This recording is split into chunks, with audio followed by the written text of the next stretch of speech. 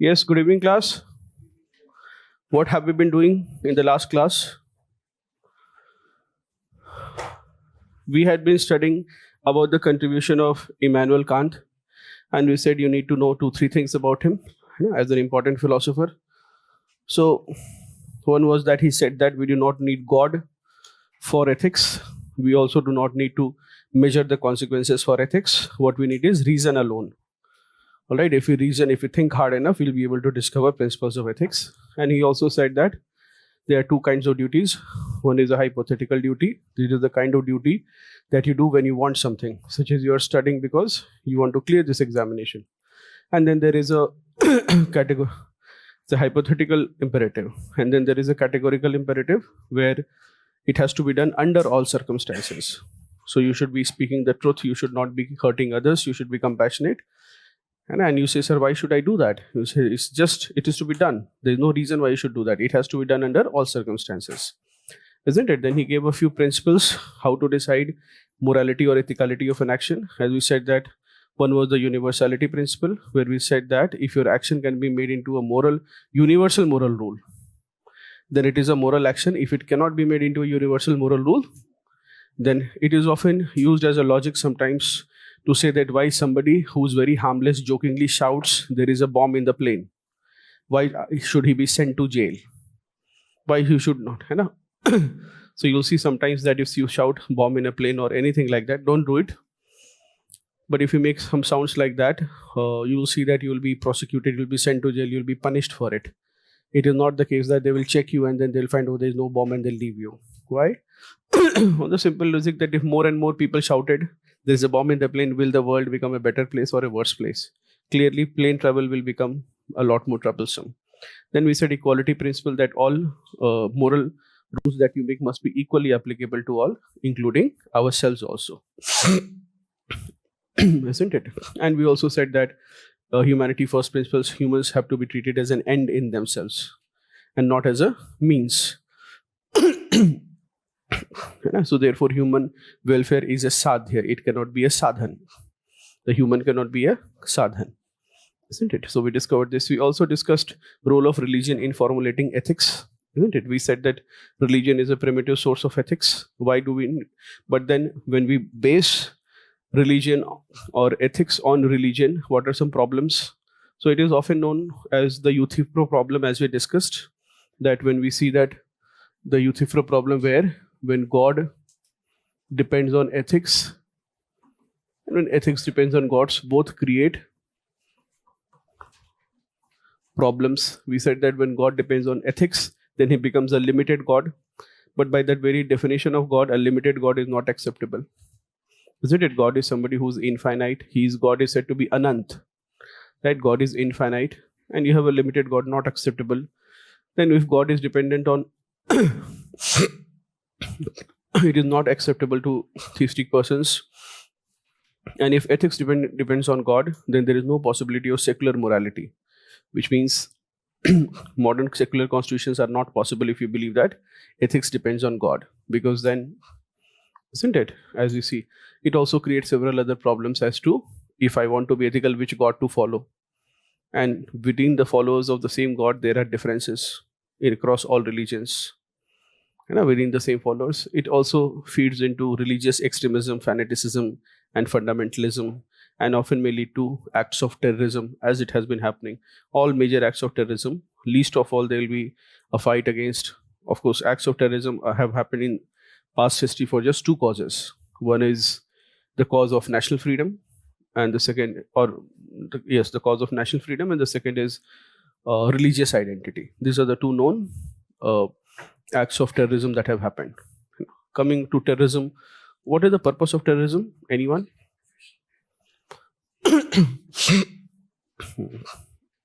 What is the purpose of terrorism?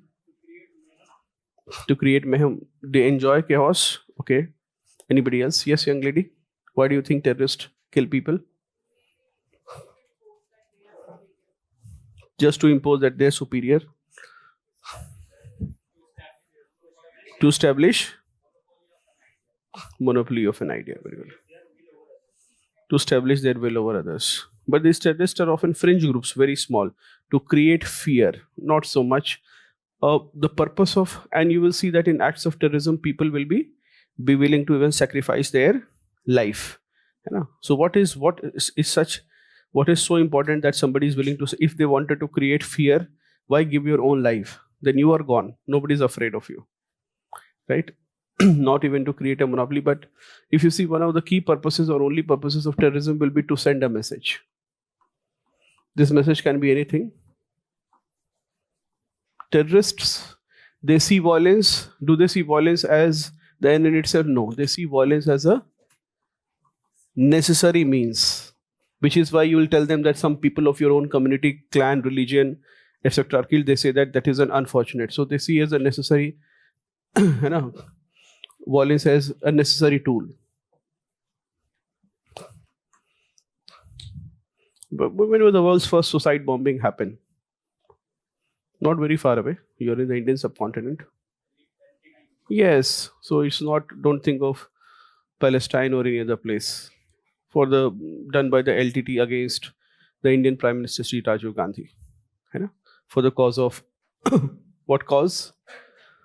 You know, Tamil nationalism. Yes, so Tamil nationalism. And when they do it, why did you do it in such big cities? That it will happen in Paris, it will happen in London. It doesn't happen in Chowdi Bazaar, where there's huge population. It will happen, yes, to send a message, because you know that their cause will be reverberated across the goal. International media will cover.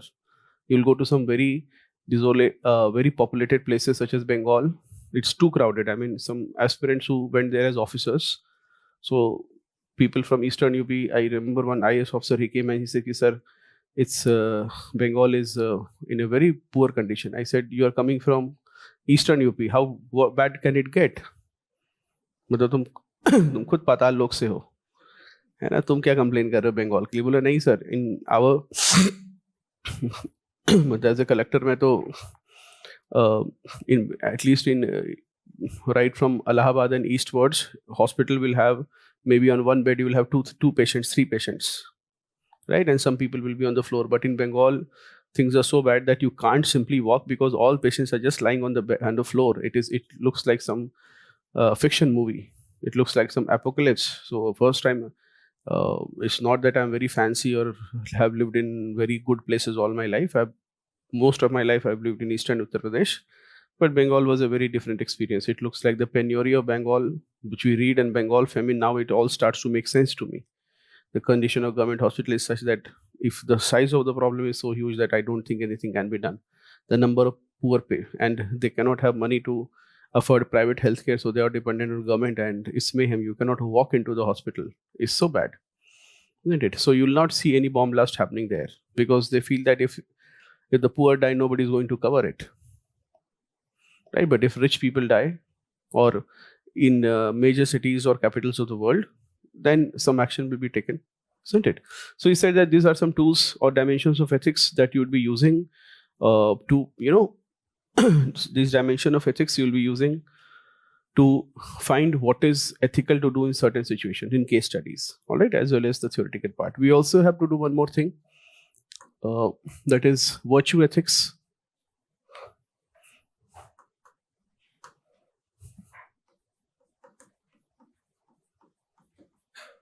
What does virtue ethics say? These ethics, they provide us direction as to what is moral. So a student mailed me last night saying that, sir, you gave the caveman example and you said that God is needed. But don't you think, he asked a valid question, don't you think that in a society where there's a caveman, justice would inherently kick in? There is no need to, they would have an inherent sense of justice as to what is morally right and what is morally wrong. Why? I mean, even without God, a sense of justice would kick in. So why is there a need for God? So any of you who have such ideas and want some enlightenment in this, so there are two schools of thought as to how we know the world, including we know morality. One is the empiricist school, which believes that experience, what we see, is the only source of knowledge. Our mind is tabula rasa or blank slate. And our mind is blank slate.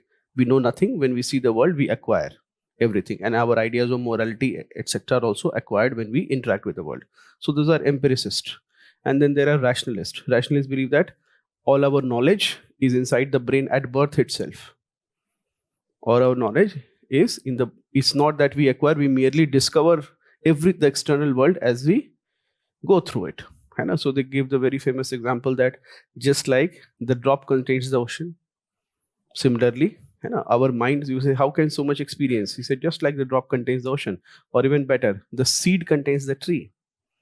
Right? If you see what is the size of the tree, gigantic 4-story, and you say, where did it come from? And then you say, oh, this is the seed. From this, you can build a 4-story tall tree. So the whole tree is contained in what?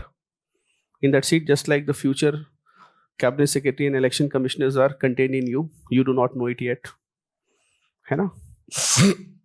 So these are two schools and they have their own arguments. So why the question that why justice would not kick into them, why they need God. So first is that then why do they need God? I would not say that God is necessary always for justice, but to bring objectivity into some justice, because then religious laws will also provide some objectivity compared to my inner sense of justice. What is to be done, my sense of justice and his sense of justice will differ. Will it differ or not? So we may end up doing different things in same situation. Isn't it?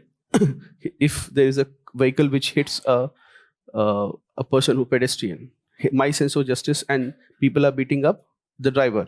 His sense of justice may be in beating up the driver. Somebody else's sense of justice may be in taking the person to the hospital, right? Different people will have. So anyway, so God will aid me in strengthening my rules of justice that I think is right. I will resort to God. And secondly, what theistic or religious people say, that justice, they say that, so they argument that justice is inside the mind and everybody knows it. That is also true. But the religious people say that this idea of justice is also, how did it come? So they say that God planted it in our minds and we don't know it. So that is, you don't need necessarily God for justice or for morality. But then theistic person's argument is that this sense of morality which we are inherently having, that has also been planted by whom? By God since birth. All right. And second question that I got from online students was that, sir, when we use the two principles of Immanuel Kant, they conflict. Right. So for example, in you're saying with respect to the TT example, when you are doing your duty and throwing her out of the train, you're doing your duty. So duty first approach. But then that lady is an end in herself. So that goes against humanity.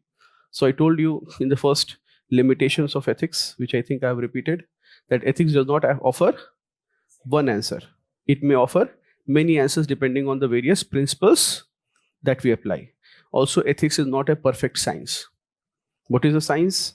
Science is the body of universal laws. So on this planet, if I drop anything, it will, law of gravity will ensure that it falls to the ground. Ethics is not a perfect science, which means the universal principles may not be universally applicable. Which is why one man's bread will be another man's poison. All right. Yes, virtue ethics. According to virtue ethics,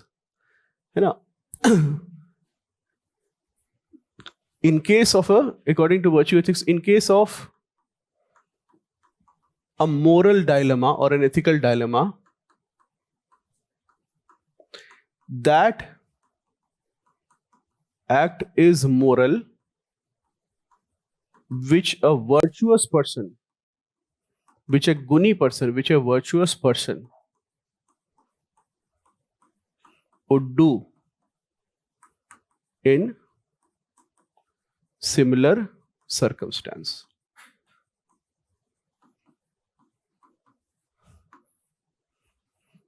In case of a moral dilemma, the moral action is that which a virtuous person would do in a similar circumstance. So when you are faced with a dilemma, when there is a poor lady, she deserves the, she wants to benefit from the free ration and she does not have an Aadhaar. And rules say that when you give Aadhaar, you must quote the Aadhaar number of the When you give ration, you must quote the Aadhaar number of the person. Why? So that there is no bogus rationing.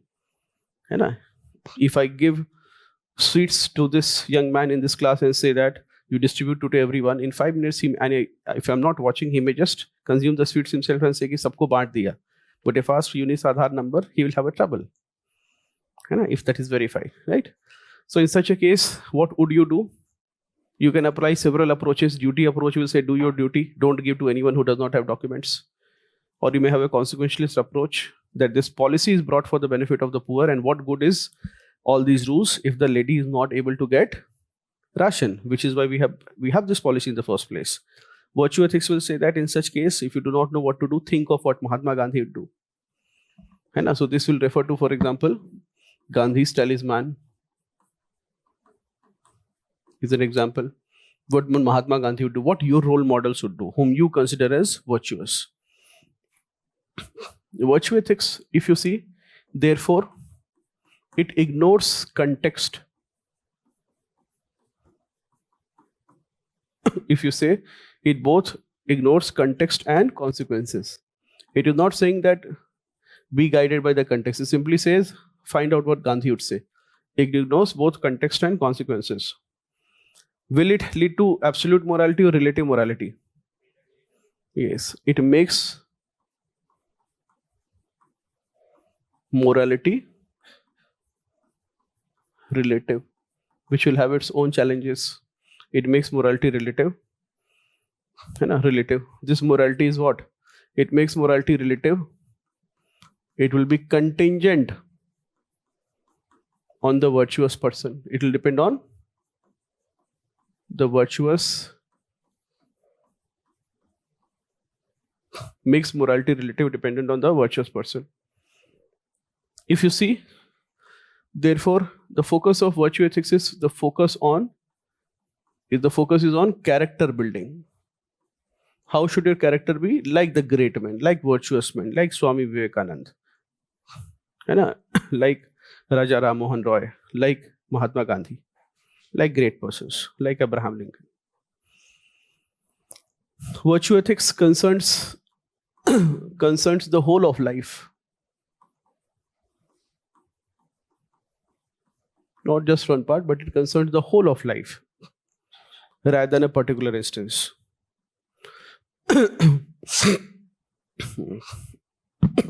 And virtue ethics will say, to have a just society, what do you need? For just society, to create a just society, it does not say you need laws. What you need to say? Inculcate values in the people. Inculcate right values or virtues. Inculcate right virtues if you want a just society. Nyaya Sangat society, just society.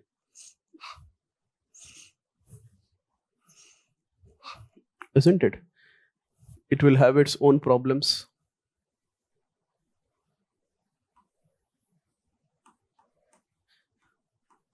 Or criticisms of virtue ethics. It will have its first is, does not provide no objective. Does not provide, it provides no objective guideline. No objective guideline कि ये करो या वो करो. No objective guideline in case of ethical dilemma. No objective guideline in case of ethical dilemma. Immanuel Kant is very different. He says, do your duty. Now tell me what could be other challenges with it. The class, you have come with a problem statement to me and said that, sir, I found a wallet fallen which has a lot of money. And I thought nobody was claiming, so I picked it up and now I've come to you. What should I do with it? Now there could be various different, if you apply different schools of ethics, it could be, and there is no one to be found. You do not know who the owner is, but it has a lot of money. What should you do? Should you keep it? Should you donate it? Should you go and give it to the police? What will you do, young man? You'll keep it. What's your ethical argument for it? We need ethical justifications for these things. Remember, whenever we undertake an action, we are all moral beings in our own eyes. It's a simple decision, but behind his mind, he thinks he keeps it, and it's not a selfish decision. He simply believes that serving self-interest is the moral or the right thing to do. We need moral justifications for every action that we do. So, okay, anyone else, young lady? You donated to a cause. How many of you would not pick it up in the first place? Anyone who would not pick it up? Young lady, what is your reason? It could be anything. So she's afraid of it being a bomb, maybe.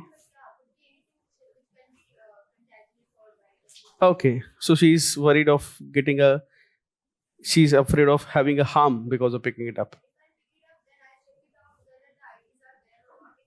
So it's an open wallet. You see there's a lot of money in it and no IDs.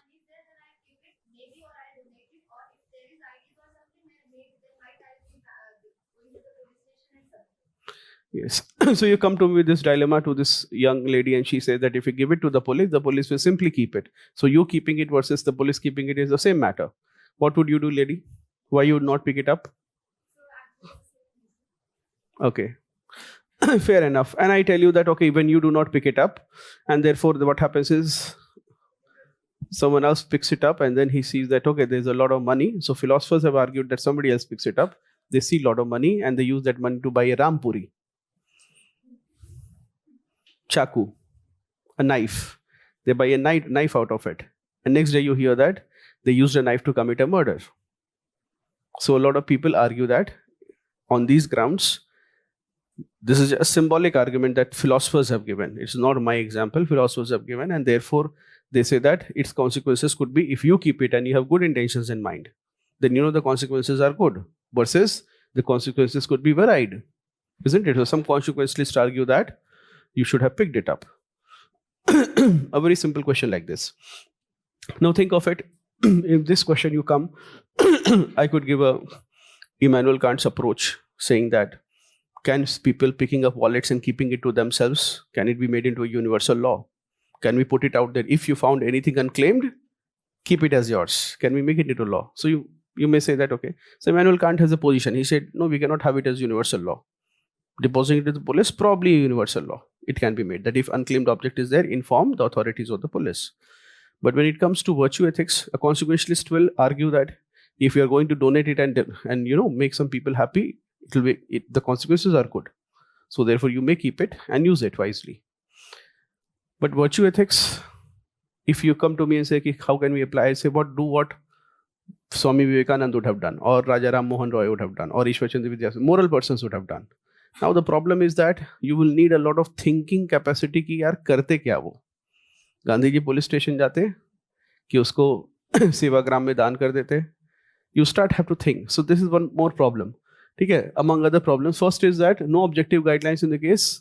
Second is that it requires intellectual capacity to discover what is moral choice, to discover the moral choice. Isn't it? If there's a poor man, he comes to you, और तुम कह रहे हो कि गांधी जी को करते हैं, वो कहता है साहब मैं गरीब आदमी हूं, मुझे बता दीजिए आप रखेंगे या जमा कर दो. ये मत पूछिए कि is it possible for him to think so much? है ना? जैसे कि साहब मैं यूपीएससी एस्पिरेंट्स को, I am a rickshaw puller, I take UPSC aspirants from one place to another. I don't study for UPSC. So whatever you tell me, I will do it. I don't have that capacity to think. My mind will blast. That's what a poor man will say. Right? So therefore, it requires, and therefore, it makes morality difficult to achieve for everyone. Achieve for everyone, because you ask them what is moral, तो ईश्वर चंद्र विद्यासागर क्या करते हैं, अब गए काम से. So it will not be possible for everyone to be immediately moral if they follow the virtue ethics. There are other challenges such as, for there is no objective list of of virtues also. Neither virtuous person nor virtues. No objective list of virtues. When the executive stays to the parliament, tell me what is constitutional morality. They say there is no objective list.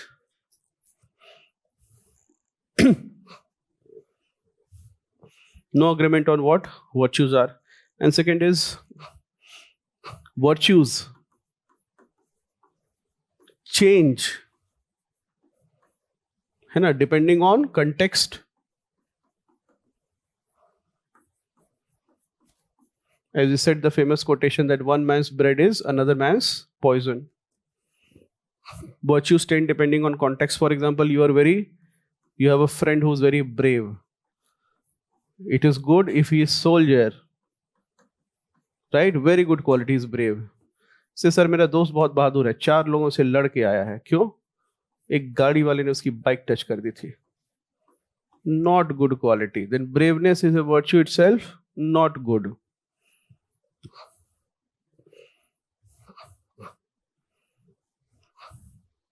Or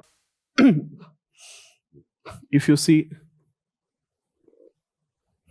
Plato's conception of a just society. So for example,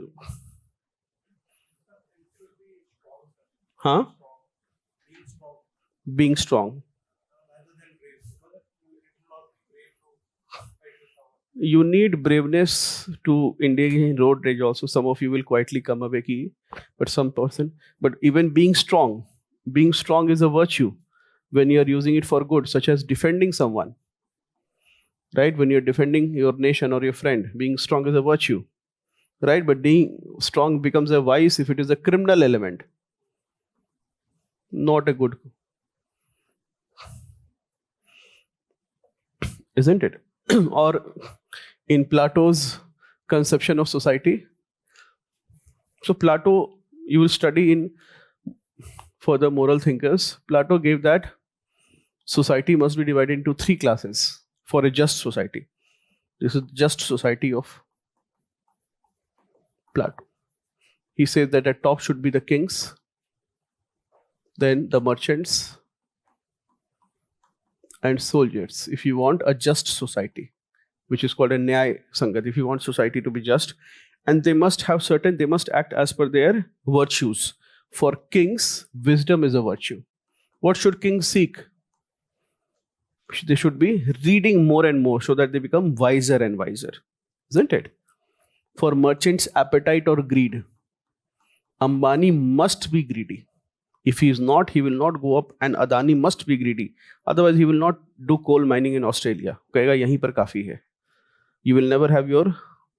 One of the objectives of this government is, we have a nationalist government in power. Let's not use the word left wing or right wing, but we can say we have a nationalist government in power. So one of the objectives of such nationalist governments is that our billionaires should be world's billionaires.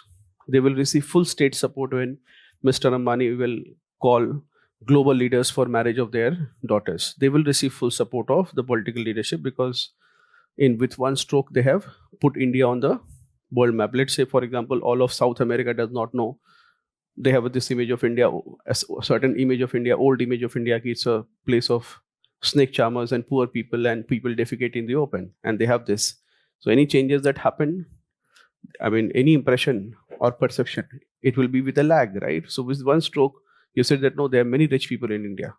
They have never seen somebody come to Latin America. All the world leaders come to Latin America, or Hollywood big stars come to Latin America for some Latin American billionaire's marriage, and maybe there is no one there, right? So they start thinking. So that changes the perception of India, isn't it?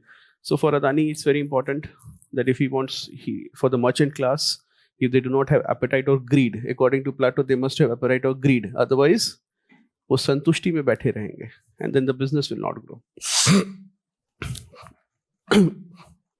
You're working for a company that says, and for soldiers, courage is a virtue for the soldiers. If you want to have a just society, if people act as per their social class, then we will have a just society. We will not have conflict in the society. Is this clear? And when do conflicts will happen? When the king, instead of seeking wisdom, he seeks greed. And soldiers, instead of being courageous, they seek wisdom. Big problem. You are in the armed forces. You lack discipline. You could not wake up at 7 a.m. and come for the drill. And then your senior has said that take up a gun and a bag full. You see that mountain, 20 kilometers, go up and come down. Now you'll ask a soldier, he will say, why are you doing it? He says, my senior told me. Right? It's based on regiment and discipline. But if you start thinking कि ये सब करने का क्या फायदा? Will he be able to do it? फिर कहेगा sir पहाड़ चढ़ के उतरने में क्या हो जाएगा? है ना? But that's how the armed forces will work. They have to be based on courage, and because his colleagues will ask him, yesterday I did it in 2 hours. How many hours? You will do it, and you'll say, he will come back and say, I did it in 90 minutes. That will be the race. But if you chase wisdom, then there'll be a problem. Armed forces, there has to be an inculcation of ethics at the leadership level. I'm not denying that. But at the lowest level, if there is too much of philosophy and ethics, will they be good soldiers? No. So that is what Plato said, not right now. So that is what Plato said.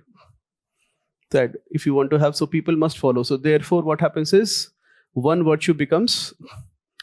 virtue becomes another person's vice, depending on who he is. It changes on sthan, kal, and patra. If you say patra, for a king, pursuit of wisdom is good. For a king, for a merchant, pursuit of greed is good. Avarice is a good quality. If he is saying, if all the merchants or baniyas of this country say, nee, whatever we have that is sufficient, then will material progress be possible? No. Anybody has gone to Cyber Hub or any other place, any fancy place where you've seen large buildings, very colossal things? So that has not been built. It is sometimes say, there is a book, I think Neelkanthan has written a book, Asura or Ravan, I'm just forgetting. I met him at a literary festival. So his theme of the book says that the world has not been created by Maryada Purushottam Ram. And for Ram, the world was perfect. For Ram, the world was just. It has rather been created by people who believe that the world is imperfect. They are dissatisfied with the world. So when Ravans, the world, according to him, one idea that the world has been created by Ravans. They are saying, something is wrong, I'm not happy with this, let me build a Sone ki Lanka. Otherwise, for just, so therefore, let me build a Sone ki, which is why material progress will be possible. Maryada Purushottam Ram will uphold the law, but may not lead to material progress in the society. He may even abandon his wife for the pursuit of Maryada.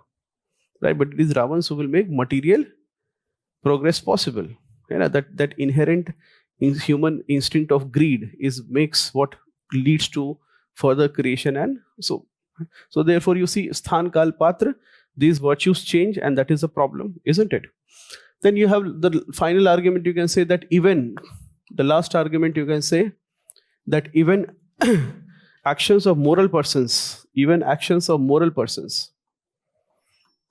what moral person would do is virtuous. Even actions of moral persons can sometimes be questionable.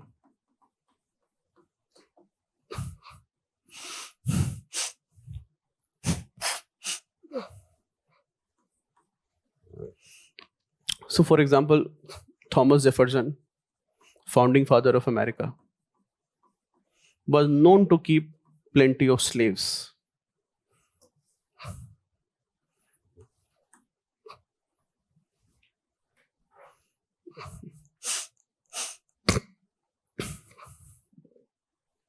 Anybody has heard of Maharani Gayatri Devi, who was supposed to be one of the world's most beautiful women? So, if you see, her father was one of the princes of Kuch Bihar, and his mother was Suniti Devi, from what I can remember. Was, I think, 12 years old when she was married to the Raja of Kuch Bihar. Very illustrious and glorious family, right? Maharani Gayatri Devi, an old lady, very gracious. You see sometimes wearing a pearl necklace in print media, you may have seen. But anyway, so even people such as, for example, have you heard of K.C. Sen? Kesub Chandra Sen, right? He was of Brahmo Samaj, right? Brahmo Samaj. What did he fight for? He fought against child marriage. He was, at one point of time, he was worshipped as a mystic, almost like a person who had magical powers. But then he also fell from grace when he married his daughter, Suniti Devi, the child marriage of his underage daughter or marriage of his underage daughter to Raja of Kuch Behar. उसी family से ये महारानी गायत्री देवी है. So moral persons also, some of their actions are questionable, isn't it?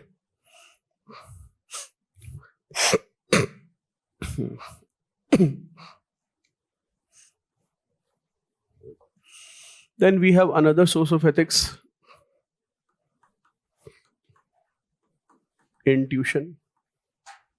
If you ever attended any of my prelims session, anybody has attended prelim session anytime which I've taken? So I often argue that go by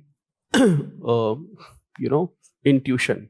Last में intuition से जाना थोड़ा सा, and when you ask a justification, I fall short of words as to why it should be there. So I say that your intuition will kick in when there is what I call is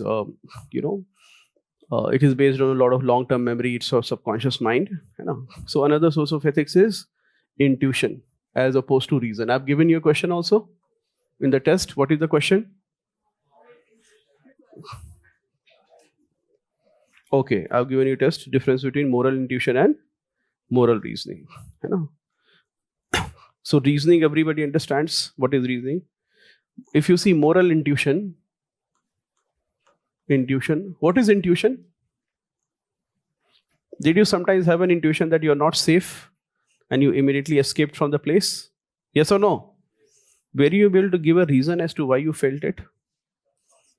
It was an immediate feeling. There was no application of mind. There was no deliberate reasoning out why the place is unsafe.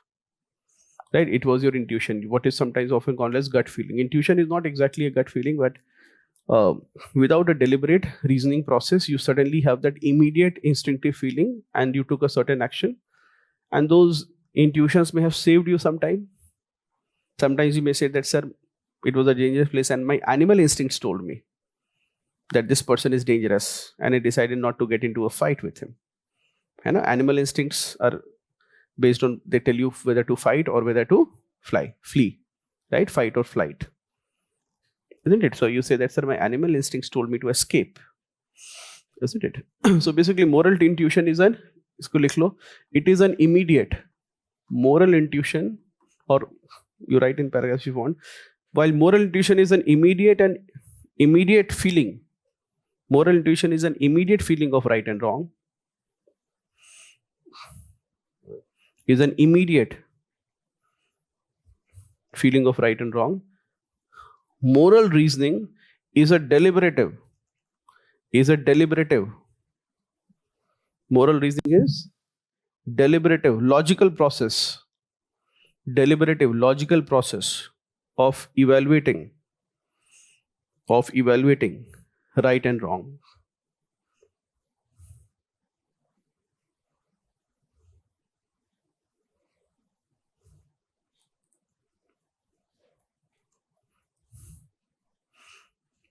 All right.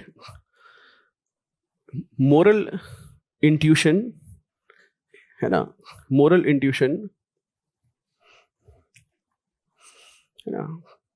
involves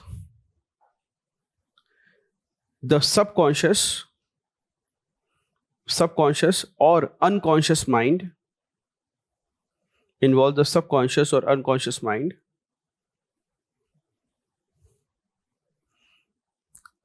and is sometimes an emotional response.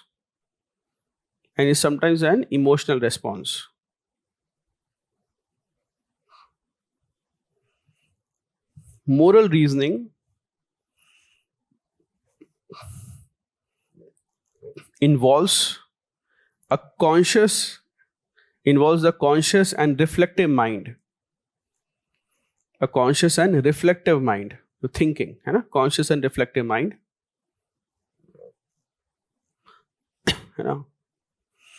Based on logic, principles,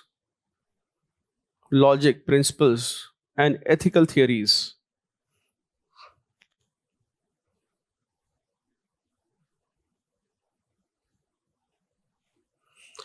In moral intuition is fast, effortless, immediate.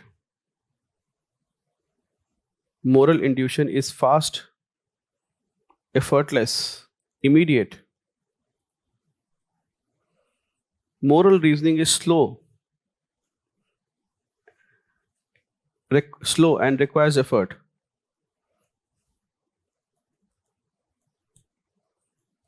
And requires effort.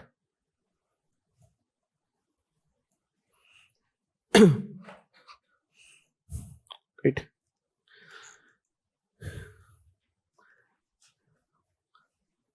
In moral intuition, one may not know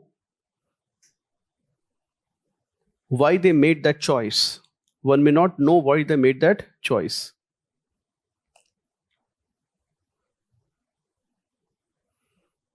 But in moral reasoning, logical arguments justify the decision.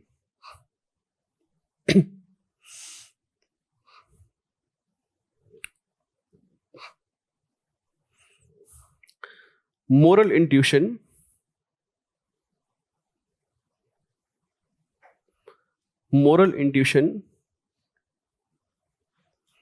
provides the initial judgment.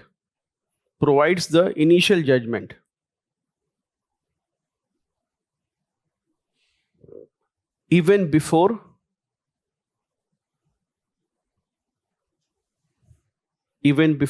the mind starts to act on it. Moral intuition provides the initial judgment even before the mind starts to act on it. Moral intuition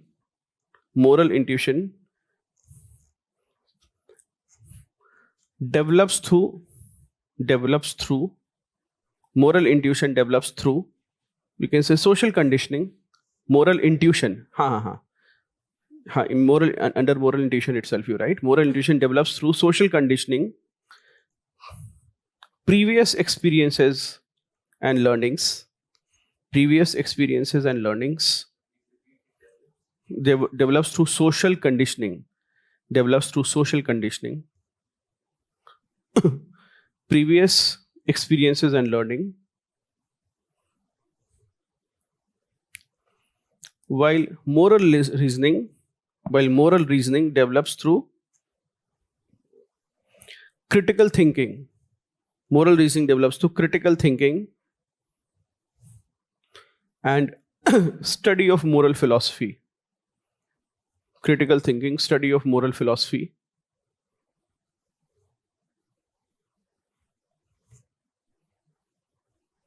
Moral intuition concerns the emotional brain or mind. Moral intuition concerns the emotional brain, while moral reasoning concerns the rational and logical mind.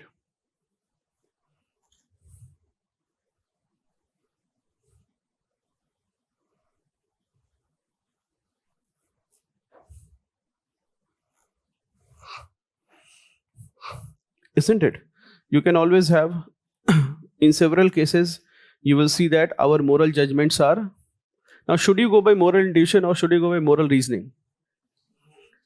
Moral reasoning. So, as a young Prime Minister's Rural Development Fellow, I remember a particular case where a young man came to me and he said that there is an old lady and she has 3 giant sons in the village and they have been always harassing him and they have beaten him up.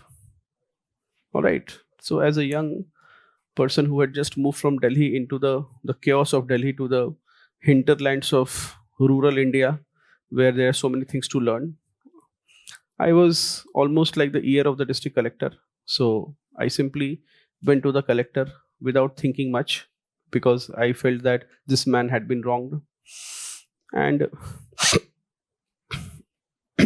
so I went to the collector and sang like a bird that, sir, this person has been hit and there's this old lady and she has 3 sons and therefore they have beaten her up. And he said that all these 3 sons, because he has 3 sons and they are no daughters, they have nothing to worry. So whenever something happens in the village, she misuses her 3 sons and then they are all grown up strong So they dominate the village. And sir, I have suffered a lot. Can you connect me? So I have already filed an FIR against them, but the police won't do anything. I want you to put over to the collector. So in some states, what will happen is the local self-government in different levels of the governance will be a complete failure. Everything will come to the collector's office. So it's very troublesome. The minute you open your office, you have thousands of people seeking justice. Then you have compassion fatigue after a point of time. So लगता है सारी मतलब उस पूरे area की पंचायती तुम्हें करनी पड़ती है. So it becomes very burdensome.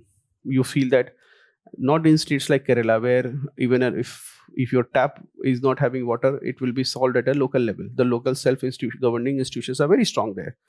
But with me was another person from Kerala. So he was very surprised that why small matters come to the collector's office. I said, what? How about Kerala? He said, no, nothing. The collector is not busy with such things. These are already solved at the local level. They don't escalate to the collector's level. So the collector said that, he said nothing. I said, and the person had put bandage and everything. He looked very problematic. He said that, sir, my life is threatened, everything, and I'm afraid of going back home also. Otherwise, they may kill me. And if they kill me, then who will be responsible? And nobody's here to listen to me. So he said, okay. I said, sir, what should I say? He said, no, you said don't say anything. So 2-3 days passed. I was a little agitated. Then he said, Ayush, why don't you go to the village to see yourself? Then I went to the village and the BDO's office. And then I called the police wale, jo thane wale the. Then I came to know that the person is a Purva Mukhya who had come. And he had encroached, snatched the land of the old lady. And there was a dispute between the two parties. And he looked as if he was the aggressor. And so when I went to the collector, he said, sorry, sir, I think I had not done due diligence. He said, this is what you have to do. So you felt that he was the aggrieved party simply because he had a bike, so he could come to you first. In such matters, never make a hasty decision. You will always be wrong.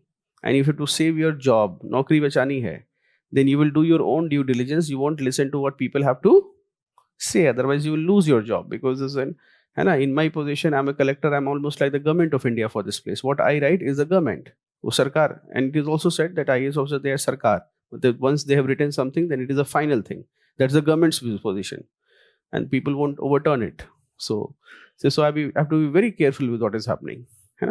So this often happens that your moral intuition may point to something while your reasoning will tell you. So for example, you may be aggrieved when an old lady is shouting at an animal feeder. And you think that there is a lack of compassion in the older lady towards the animal feeder or even stray dogs. A moral reasoning will tell you that it affects her own safety. She lives alone and she feels that if once I'm bitten, there is nobody to take me into the hospital. She may have her own reasons, isn't it?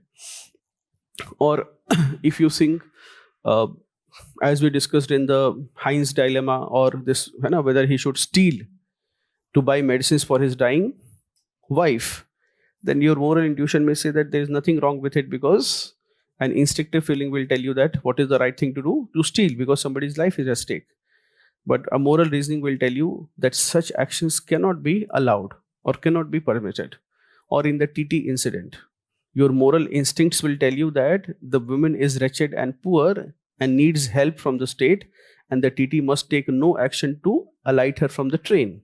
But your moral reasoning will tell you that if today this is done, tomorrow you'll have 10 ladies sitting here saying that all of them need to travel under this train under the guidance of this TT. Right? In TT mein hi hum surakshit hain. They are all ticketless.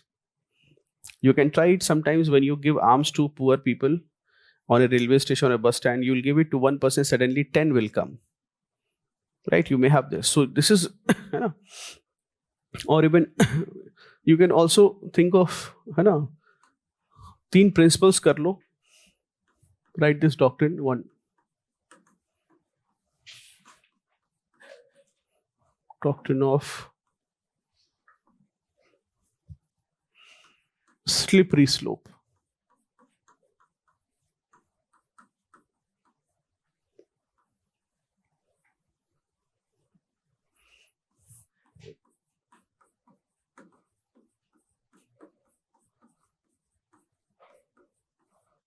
Is handwriting better? Thanks for the motivation.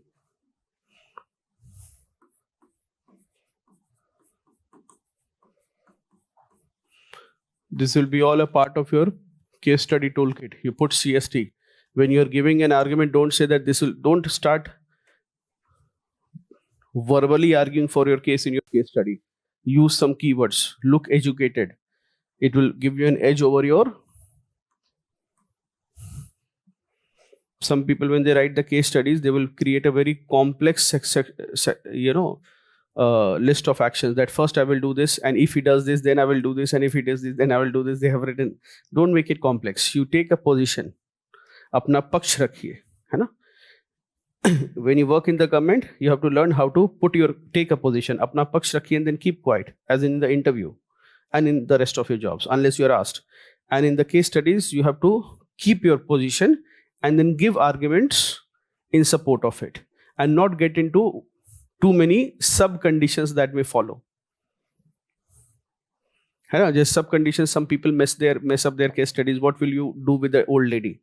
They will write, I will alight her, and if, for example, somebody threatens her, then I'll ask a police to accompany her. If the police asks her money, then I will also have a supervisor. तो वो अपने ही फैलाए हुए जाल में पहले वो जाल फैलाते हैं आंसर लिखने के लिए, फिर उस जाल में खुद फंस जाते हैं, है ना? ऐसे कई बच्चे हैं जो पहले गड्ढा खोदते हैं, फिर देखते हैं कि गड्ढा कितना गहरा है, फिर वो गिर जाते हैं उसमें, राइट? तो ये नहीं करना इतना series of actions. What is the doctrine of slippery slope? Why will you not sometimes be able to take compassionate actions? This is because of the doctrine of slippery slope. What happens in the doctrine of slippery slope?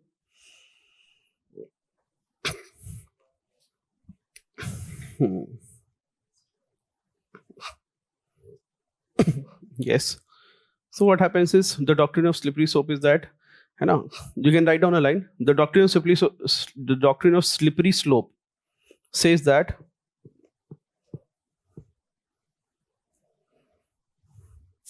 once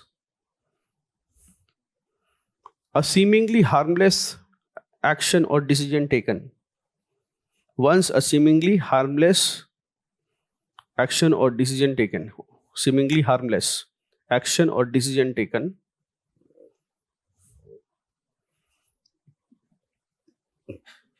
may lead to a series of incidents, or may lead to a series of incidents that will be difficult to stop.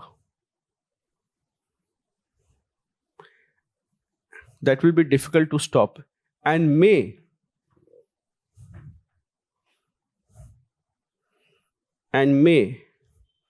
end with completely unacceptable and unthought outcomes.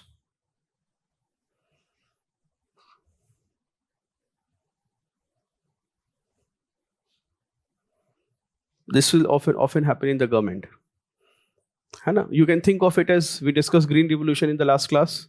So you have, so once you allow for something, it will lead to something else that may end up in something completely unthinkable. So the very famous example of slippery, you must have seen it. So it is what the word says, slippery slope. You keep one leg on there's a slope and it's full of water, and your parents warn you, ki beta us par pair, don't put your foot on the slippery slope. And what happens when you put your feet on the slippery slope? What happens? You slip for a while and then you fall. The fall was unthinkable, at least for you, though your mother knew it all the time. And it was unthought. Now you're prostrate on the ground. And why? Because you took that first step, right? So that is the doctrine, which is why sometimes when your friends offer you anything that is addictive, cigarettes, drugs, why should you deny it? Because it is a slippery slope. It's easier sometimes to have complete abstinence than to take something for once, because then you have a rule that you have never done it. But once you accept that slippery slope, accepting a certain addiction, as simple as having an Instagram account, you say that when I get bored, I will watch it for 5 minutes.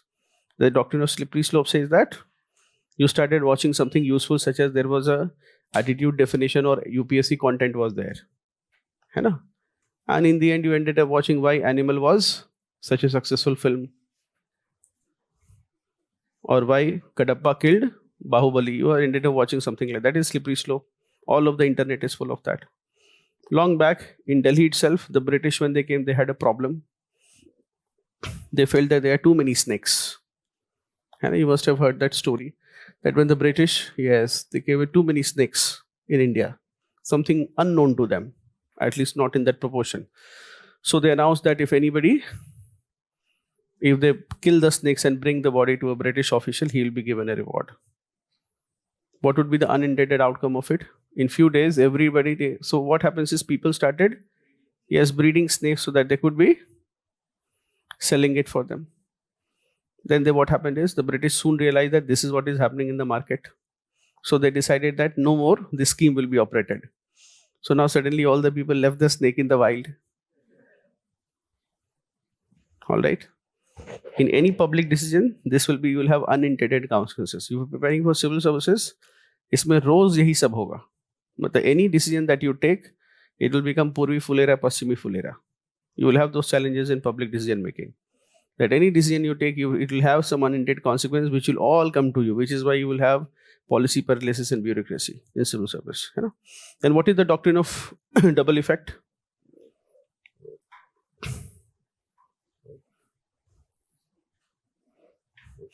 The doctrine of double effect says, write down a few lines. Doctrine of double effect says that, that an action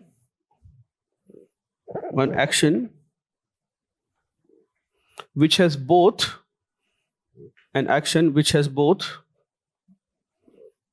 good and bad consequences, an action which has both good and bad consequences may be morally permissible,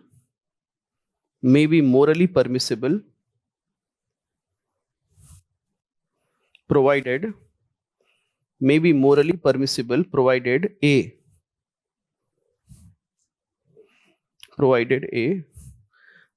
the negative consequence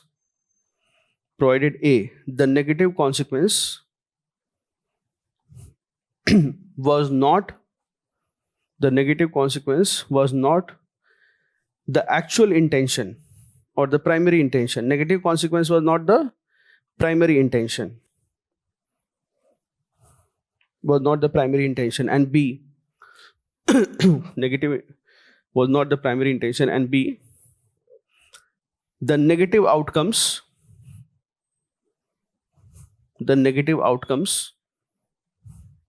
do not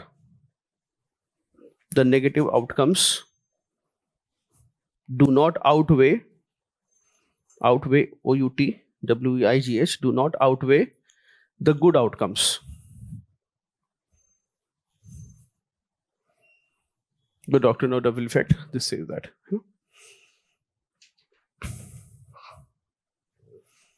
So you can think of the Rampuri example I gave you, that whether should you use the knife, and you say, sir, I use the knife. Now whether you using knife, you can go to jail or you can be let off, will depend on what. So this principle somehow will be applicable. Whether you can say that, sir, I used it in self-defense when I use a knife and you ended up killing the person. Then let us say you use the knife and ended up killing the attacker. Then in which case, how will you get justice? You will appeal to this. We will say that, so here the judge will, when he will be sitting on judgment, he will say that when you ended up killing your attacker in self-defense, was it morally correct? He will see two things. The first thing is that killing the person was not the original intention. You did not do something to provoke him so that he attacks you and now you have an alibi to kill him.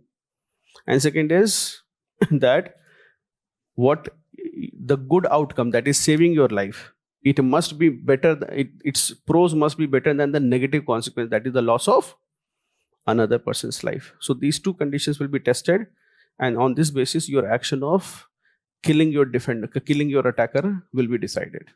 That is what we often refer to the doctrine of double effect. And then there is Pauline's principle, conflictive principle, but Pauline's principle. Write it down.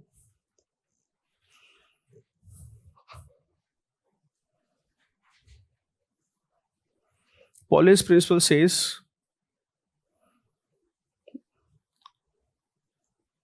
that no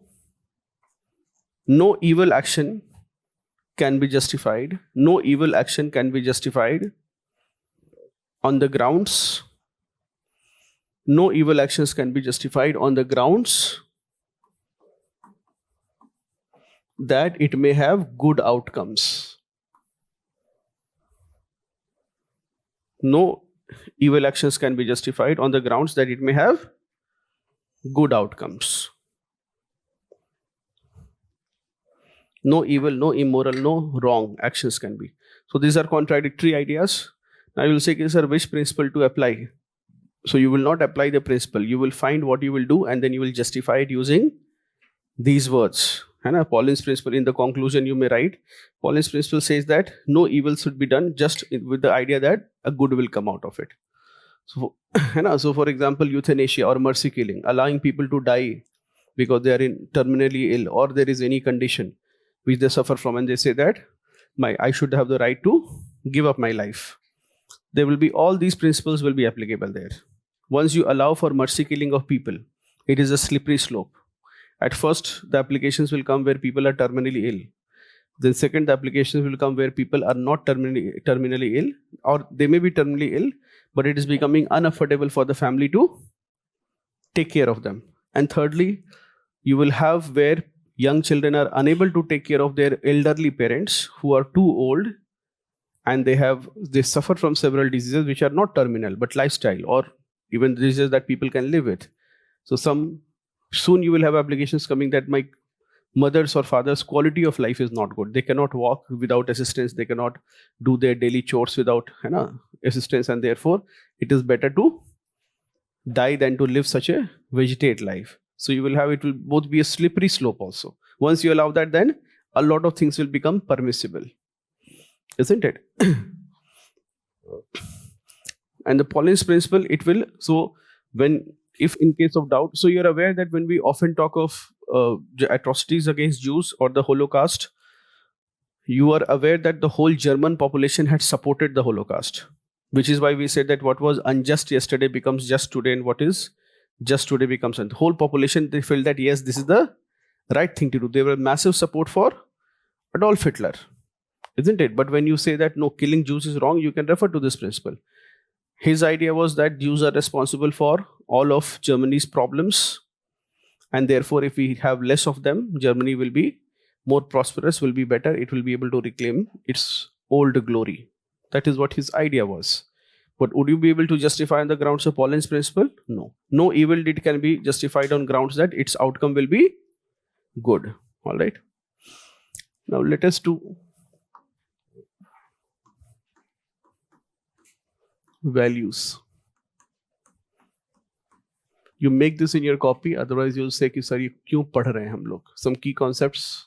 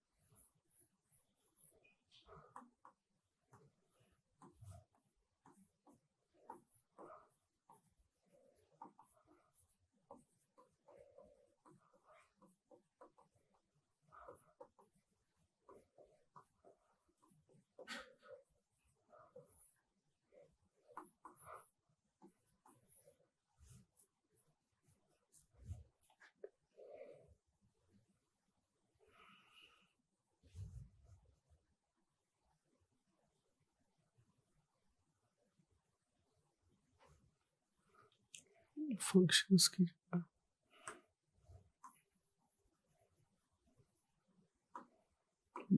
features.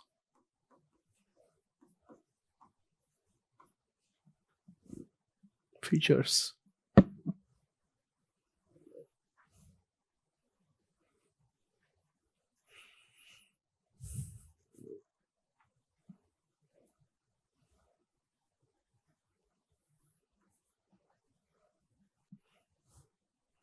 To study some important values.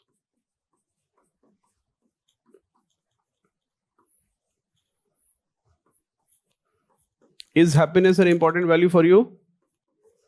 Sadness? Happiness is an important value. What else? Success?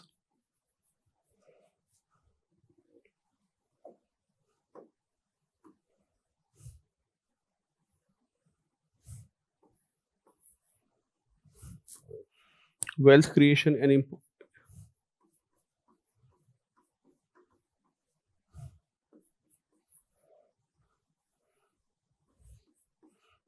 good life.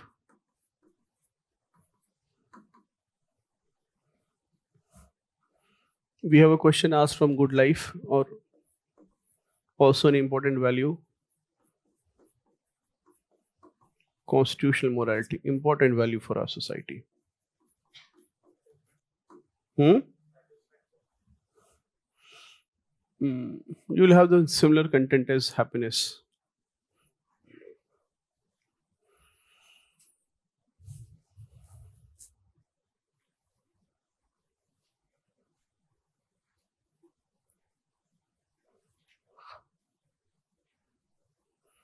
So Akhilesh Yadav's statements in support of black money. What is Mr. Akhilesh Yadav's argument in support of black money, Mohit?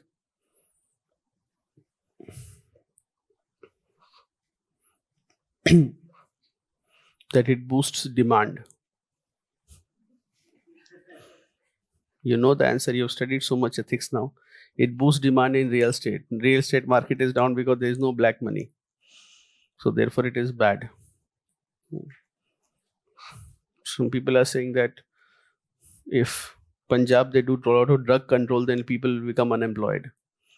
Not a good argument.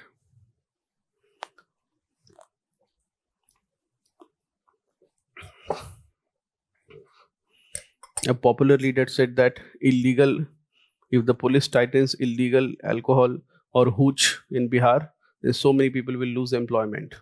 What will they do whole day? Not good argument. Right. So what is what is a belief? Tell me, what is belief and what is faith and what are values?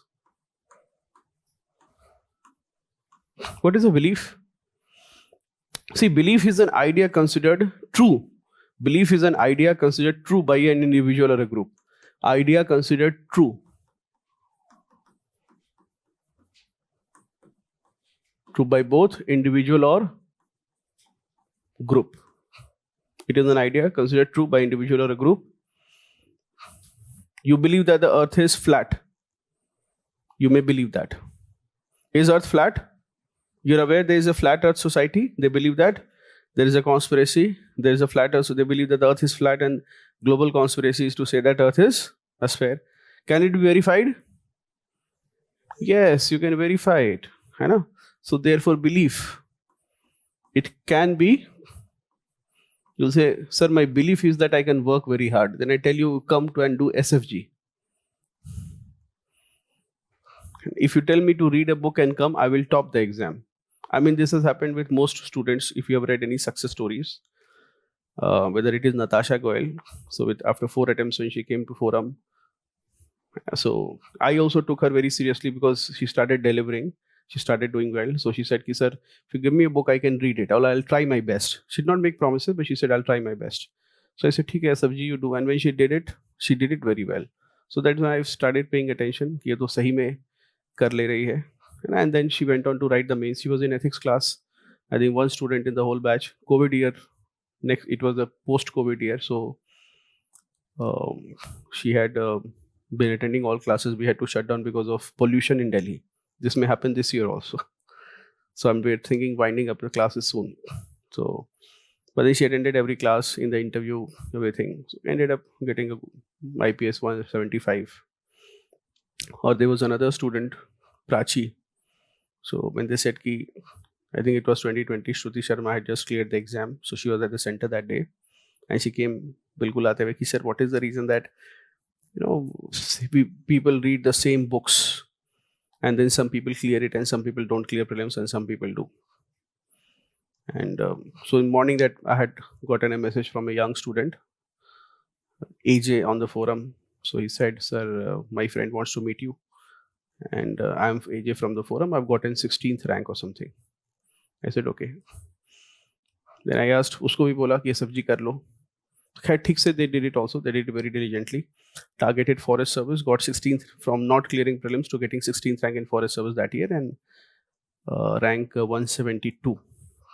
I mean, I think in this year now they have done the foundation course. So ये हो जाता है. So you believe that you're a very diligent student. I can work very hard, and I can do all the mehnat, but I need direction. So your belief can immediately be verified whether you're very hardworking or not, isn't it? By giving you, and so it can be verified to be true or false. It can also be countered through reasoning. Belief can be countered through reasoning.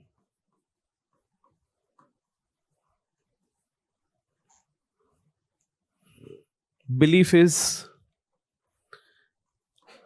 hard to change, not easy to change. Change possible, belief, or you can say, in change possible but hard to change or difficult to change. Change is possible. People's beliefs have changed. Their entire belief has changed. You have read Lakshmikant's. So who first mooted the idea of Constituent Assembly? M.N. Roy. You should be able to answer that, M.N. Roy. So if you read about him, he'll be earlier. So when you read his philosophy, you'll have early M.N. Roy and late M.N. Roy. So first half of his life, he was a Marxist. And second half of life, he was an anti-Marxist. लगा कि समाज है ना, मार्क्सवाद के कारण the world is going to the gallows, he felt, and he became a humanist later, right? So people's beliefs change a lot, isn't it? You can give the example of M.N. Roy, early complete Marxist, and then views changed. It's also said about Shahid Bhagat Singh, that early revolutionary fighter, but in later phase of his life, he said that okay, he became a Marxist, he became a communist, but also felt that violence does not have a role in the freedom struggle. Then what is faith? Faith is the strong trust. It is strong trust or confidence in, you can use the word one's belief itself, in one's belief. It is generally used in the context of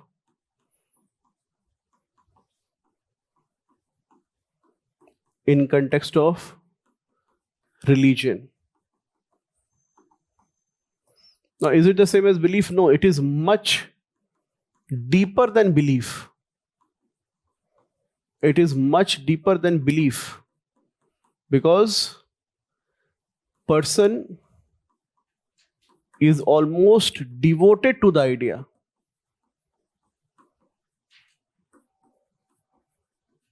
Like your mother has faith in some gods that will rescue you in the exam, and she says कि ये सब पढ़ना शुरू करो. Then you says कि mummy पढ़ाई लिखाई करने से शायद हो जाए, ये करने से तो शायद, if I study I may clear the exam, but by doing all these rituals I may not clear. But then mother will not understand it. So therefore, it cannot be countered with reason. It cannot be countered with reason. Why? Because it is faith. It's true if you believe it. Cannot be countered with reason.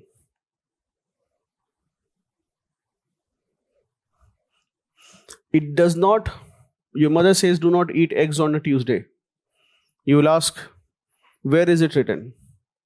Pehle you will get a chata that why you are asking such things. Has your mother forbidden you anyone? Tuesday, Thursday, anyone? Hai na? Yes, Tuesday, Saturday. Who is the Saturday guy? Saturday also forbidden from eating mixed non-veg. Saturday को कौन सा दिन है भाई? बस हाँ शनिवार को. All right. So you will say where it does not need verification. It does not need verification for having faith in something. You either believe or you don't believe. There is no question of truth or false. It is beyond the question of truth and false. In the 90s, when there was no, in the era of no cable TV, only Doordarshan used to be there, which probably some of you may not know that what it is. So only one channel used to be there, that was Doordarshan. And there was no social media, no internet. So it was a very simple world. You had telephones back then. And somewhere the news spread in the morning that Lord Ganesh, I think it first happened in Delhi, Lord Ganesh is drinking milk. Across the country, crores of devotees thronged. And think of it, and in an age where there is no social media, right, where communication is very difficult, where people still write letters and takes 5 days for the letter to deliver. In that age, people thronged temples, and even in the small town that I was living, there were thousands and thousands of 10,000 people assembled outside the temple saying in the evening that Lord Ganesh will drink milk. So TV channels tried to discourage it, saying that the statue is made of clay and it may absorb some milk and therefore it may look as if. So they showed everything but nothing happening across the country for 1 day, 2 days. Mayhem was there that the gods are drinking milk. You question them, you show them that nahi ho raha hai, kahan? So some TVs later they show that you're pouring the milk and it's falling down, but the devotee is saying, my God is drinking it. It will keep happening after every few years. It will keep happening such things. So what happens is when you show it, the milk is falling, but the person will refuse to believe it because it is a matter of faith, isn't it? Yes. So religion is based on faith. Is religion based on rationality? No, religion is based on faith. J. Sai Deepak also makes this argument that when you are trying to question things that are based on faith, why are you putting it to the test of reason when faith and reason are completely separate things? Yes. When they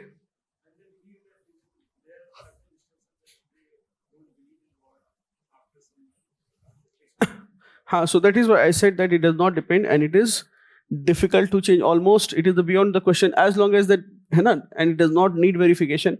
Yes, it may happen that at some point of time they may lose their faith, but largely it is difficult to near impossible to, because there is no, it can only be done with a self-realization, or people may have a change in faith because of disillusionment. It may change when they have, may change not because of any other thing, you have proved it, may change because of disillusionment, may only change, you can say, may only change because of disillusionment with their faith, with their established faith.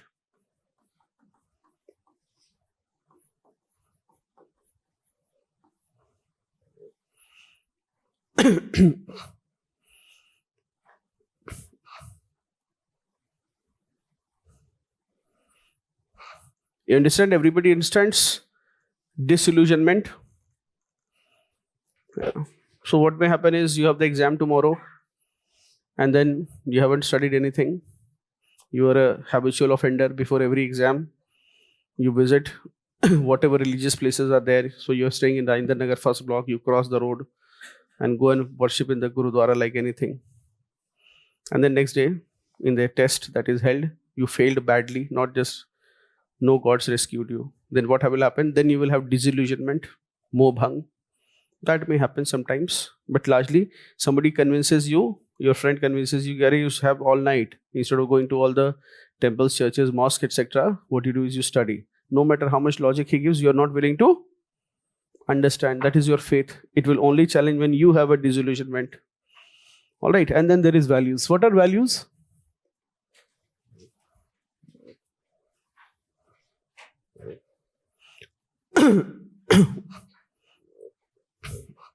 Between belief and faith, what is strong? Which is more strong? Faith. It is unwavering. It is to the point of devotion, right? And what is values? So what happens is, let us say, I was speaking to one young lady in the class yesterday after the class. So she said she got into a public debate with some person, and her friend suggested that if somebody makes a video of you and then shares it with your friends and family, and everybody will find it wrong, you to be the wrong person in a certain conversation. Now tell me, let us say you have a very good friend of yours, and suddenly there's a video of you, somebody making a video of you where you are doing something which most people think is not correct, or you are, let us say, in a fight on a street where you look like an aggressor. Now, if you get a video of a friend like that, forget you get a video, and you know that he's a very simple person, he would never get into a fight. How difficult, or will you easily believe it, or will you take time to see? Or if he's in that video, your friend is beating up some people, will it be easy for you to accept that? Will it take time to absorb it or understand it? And what is likely, if you see a very simple friend who's never aggressive, you see him beating some persons, and you say, get a video on YouTube ki dekho ye kaise beat raha hai logon ko, then why would you not trust that video? What is your reason for not trusting the video? One is AI, okay, good, huh? Most of the times he's gentle. See, because, okay, that is one example. Okay, let us take another case. I call up your parents and say that, what's your name, young man? Shubham. I say that Shubham has been indulging in drugs. I call up the parents.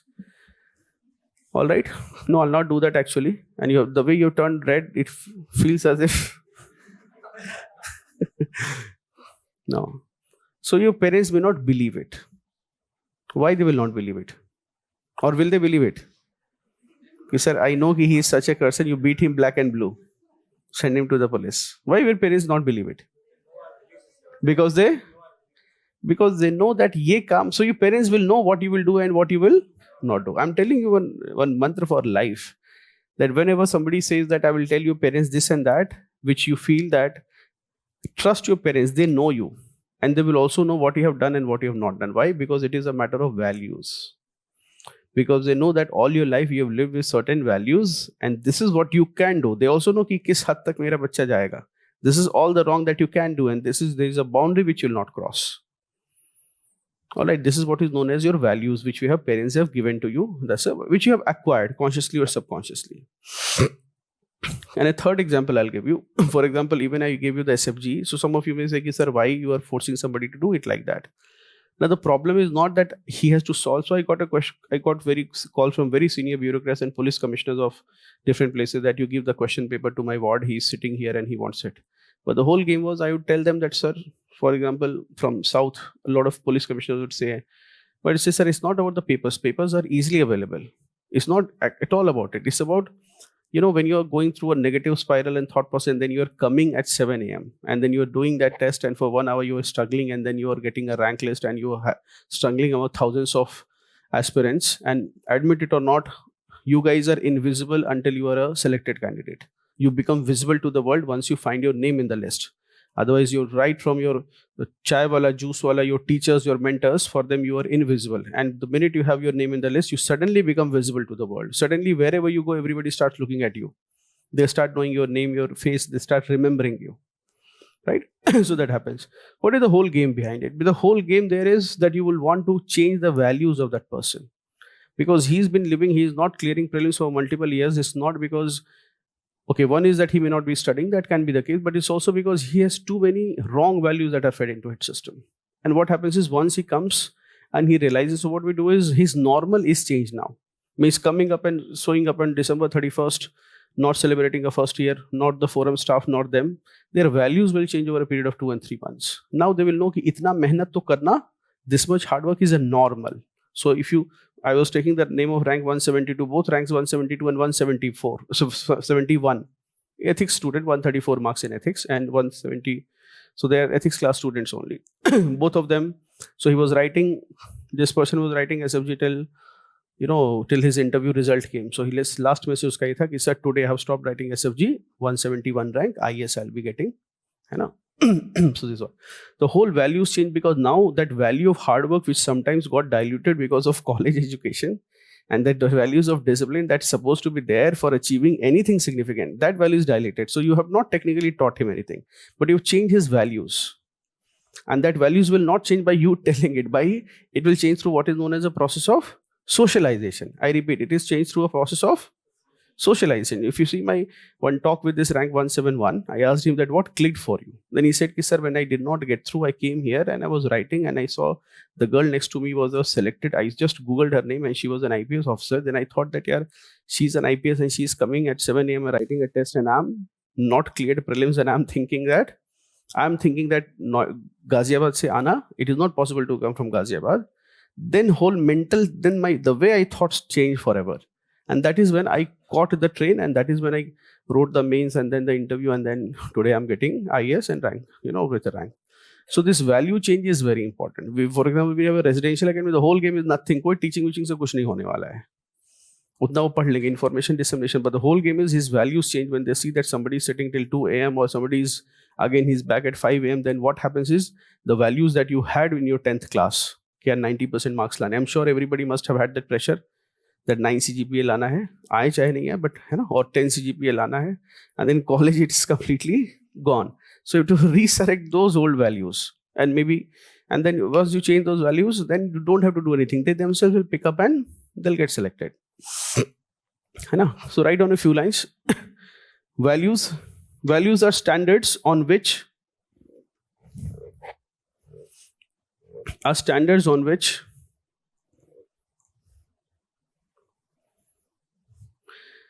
the desirability or undesirability of an action can be measured.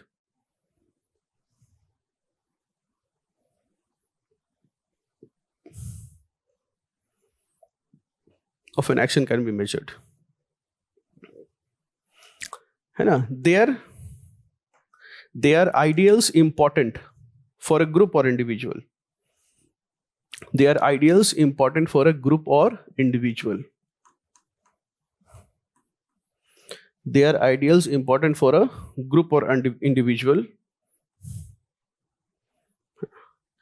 Values are what is individually or collectively. Values are what is individually or collectively believed to be good, desirable, worth pursuing,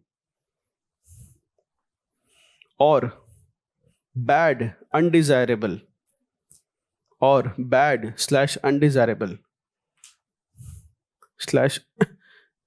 not worth one's time.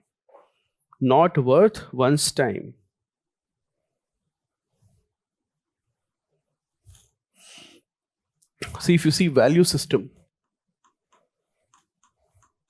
So value system is nothing. Value system is a set of beliefs.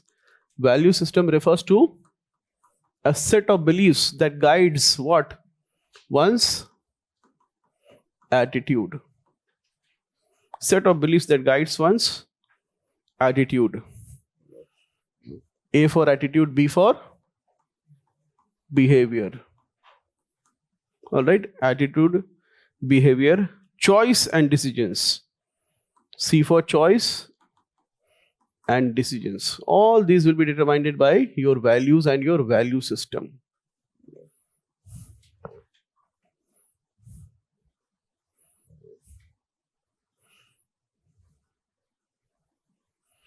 To understand this better, if you see a video of one of your friends who's very studious, and suddenly you see that you see a video where he's dancing, partying, drinking, and making merry.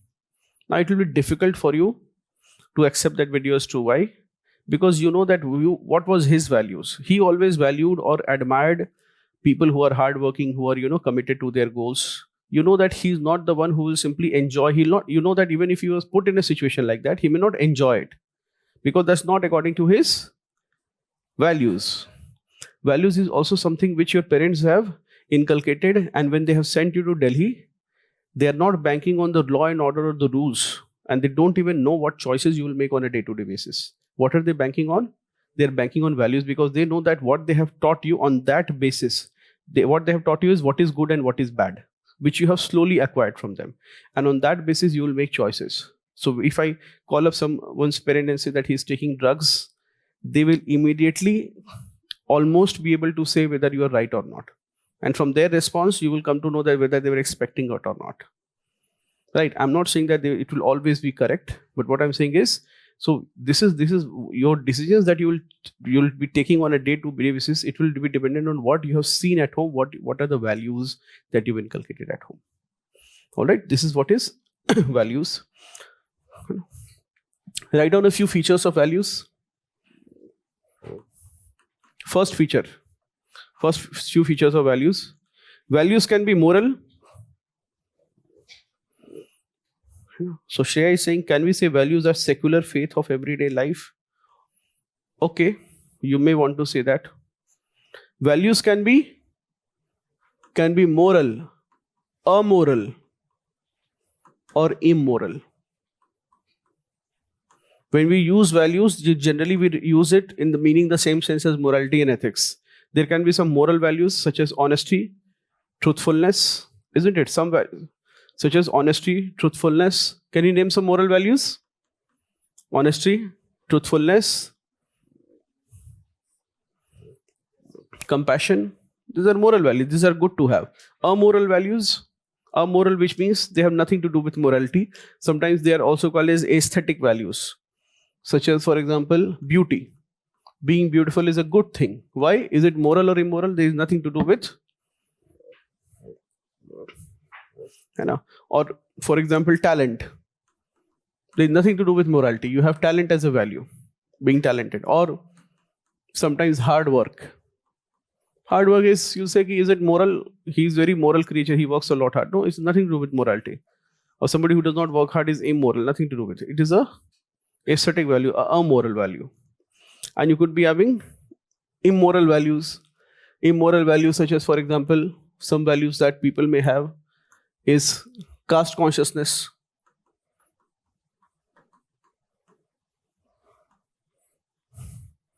That they are unable to see humanity beyond caste or caste hierarchy.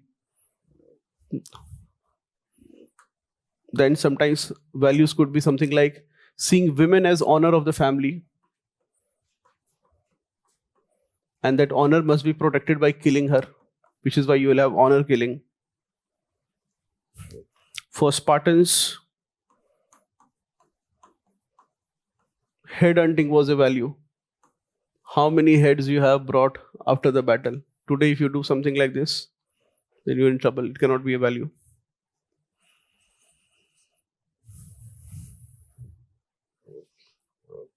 In ancient times or even in medieval times, if you'll see that how many deer you have hunted, how many cheetahs you have hunted was a good thing.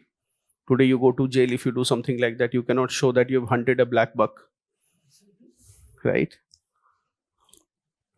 Your whole life will get defined because of one incident. You can't have that as a value, unlike the old Nawabs of Pataudi, isn't it? That आज राजा साहब गए और 4 हिरणों को मार कर लाए हैं, तभी आप जेल जाइएगा, है ना? Values, second feature of values are acquired through a process of socialization. Acquired through process of socialization. What is socialization? Write down a note, NOT note. Socialization is the process. Socialization is the process of learning.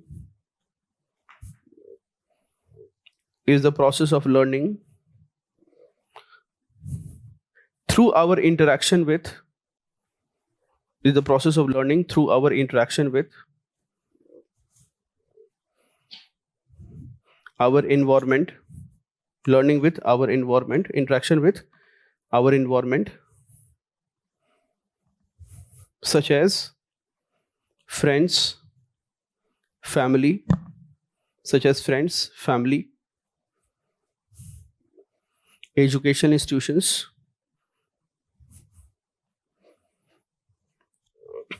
and society.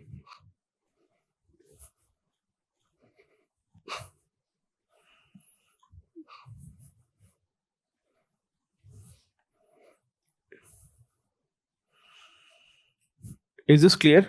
Those values, you will see one major reflection of one's values will be, for example, through their dressing sense. You will judge people as being liberal, conservative, modern. All these adjectives you will give through what? Through their dressing sense. And what is dressing? It is an expression of their values. Do you see a lot of variation may be happening in that? Isn't it? And how has those values? For example, some costumes can be unacceptable to a lot of people, lot of context and lot of cultures, but it may be perfectly normal for other cultures. Where is that person? Where is that value coming from? That value is coming from family, what they have seen, their socialization, how they have interacted, isn't it? All these values will come from them. है ना?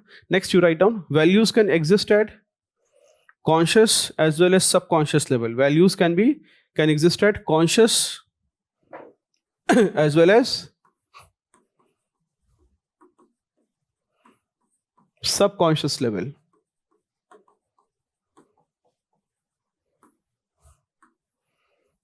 Exist at conscious as subconscious level. When it is conscious, what happens? We are aware of it. And subconscious, we are not aware of it. When people are patriarchal in their beliefs, do you think they are aware of it? They think they are off. No, they think it is normal, right? Their normals are like that. Some people, for example, for them, missing a day's newspaper is a big deal. Whereas some people will be very convenient with it. It's normal for them not to read the newspaper. For some people, it will start becoming a big deal. For some people, it will be troublesome if they are not able to study 5-6 hours a day or 8 hours a day. For some people, it will be normal to have days, weeks, months not having studied. Right? हो जाता है. तो ये सब कुछ जो है ना तुम्हारे. So sometimes these values will exist at a conscious level where we'll be aware of our values. You may say, no, sir, in these matters, I'm very conservative. So I know my values. And in some matters, you may not be completely aware of it. For example, somebody may be deeply patriarchal when they're coming from, let's say, coming from a home where they have been protected, they have been raised as being superior to women in the family. They have had the first right to nutritious meal, as happens in most families.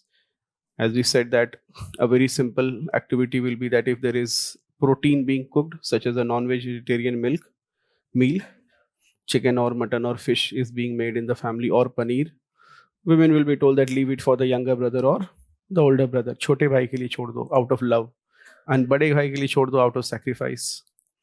Right? Which will explain a lot of iron and iron deficiency in growing in women overall. Because most of the times vitamin B12 deficiencies will also be explained. It can be traced to patriarchal thinking, where more nutritious food is absorbed by the male members of the family, and the women can have what is the leftover. So this value, once inculcated, will it not carry over in the female even post marriage, and it will be perpetuated through generations? Bagawat nahi kar deni hai, lekin this is what may happen. And sometimes a male child raised in this, when he finds that in a classroom like here, women candidates are doing quite well, it will be difficult for him to accept. Or when he enters the labor market and takes up a job and has a woman boss, it will become very difficult for him to accept orders, because deeply ingrained patriarchy, and he is not aware that he has a patriarchal mindset, isn't it? So this may happen. The next, values occur in a hierarchy. Values occur in a hierarchy. Occur in a hierarchy. What does I mean? Which means that some values are more desirable or more important to us than others. Some values are more important to us than others. Can it happen? Do you like partying? Probably yes, sir, I do. तो अभी class छोड़ के चले जाओ? बोले नहीं sir, this is more important. It's my work, it's my job. Or for example, Shahid Bhagat Singh, did he not believe in the sanctity of life? He did. But freedom for India was a more important value for him. So when those two values conflict, you have to choose what is more important. So that is why I said values occur in a hierarchy, which means some values will be more important for you than other values. Isn't it? Same with Mahatma Gandhi. That was not India's freedom important and dear to him? Yes, it was. But when the Chauri Chaura violence happened, ahimsa was more important. Sometimes you will see the critique of B.R. Ambedkar. That was not India's freedom important to him. So you will see that Ambedkar never demanded for India's freedom. You will hear this criticism. What was Ambedkar's position? He felt that once the British left, what did British bring to India? Yes, remember these concepts very clearly. The British brought rule of law, which means all men are equal before law. Until then, how will people be judged? On the basis of either their affinity to power sources or on the basis of how they fall in the caste hierarchy. So was not Ambedkar India's freedom dear to him? Yes, it was. But far dearer was the rights of the Dalits. Right? So therefore, value conflicts will happen. They know which values to choose. Some values will be more important. Some causes will be more important than other causes for you. Isn't it? Then you write, values regulate our thought, speech, and action. They regulate our thought, speech, and action.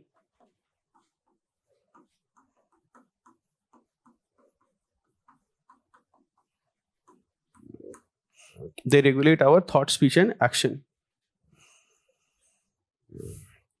Next, values get internalized.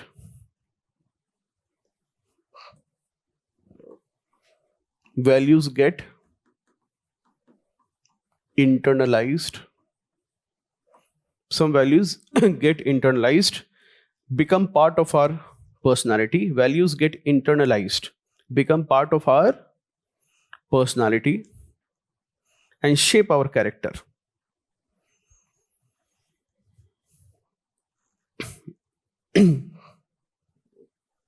And shape our character. And last, values strengthen with repeated practice and behavior. Values strengthen with our repeated practice and behavior.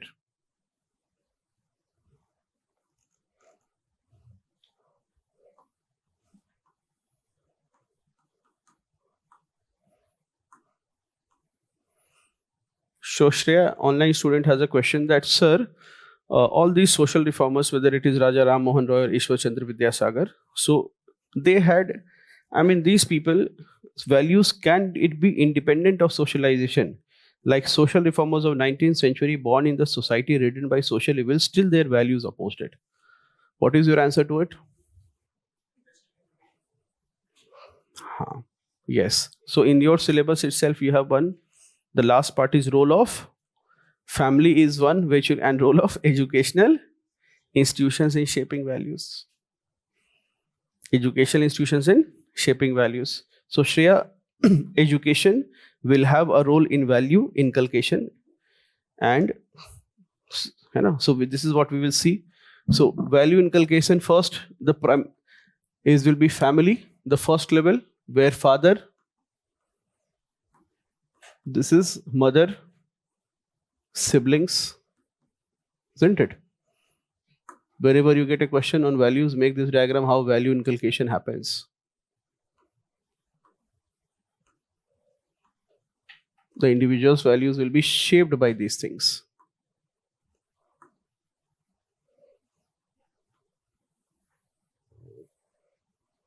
Right? The first family will be family. Then you will have other things such as religion, caste, community,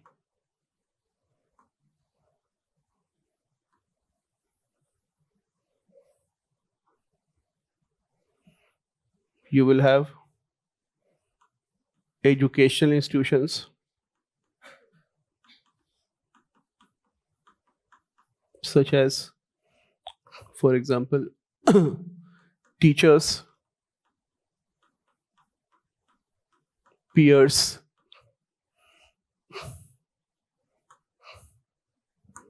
then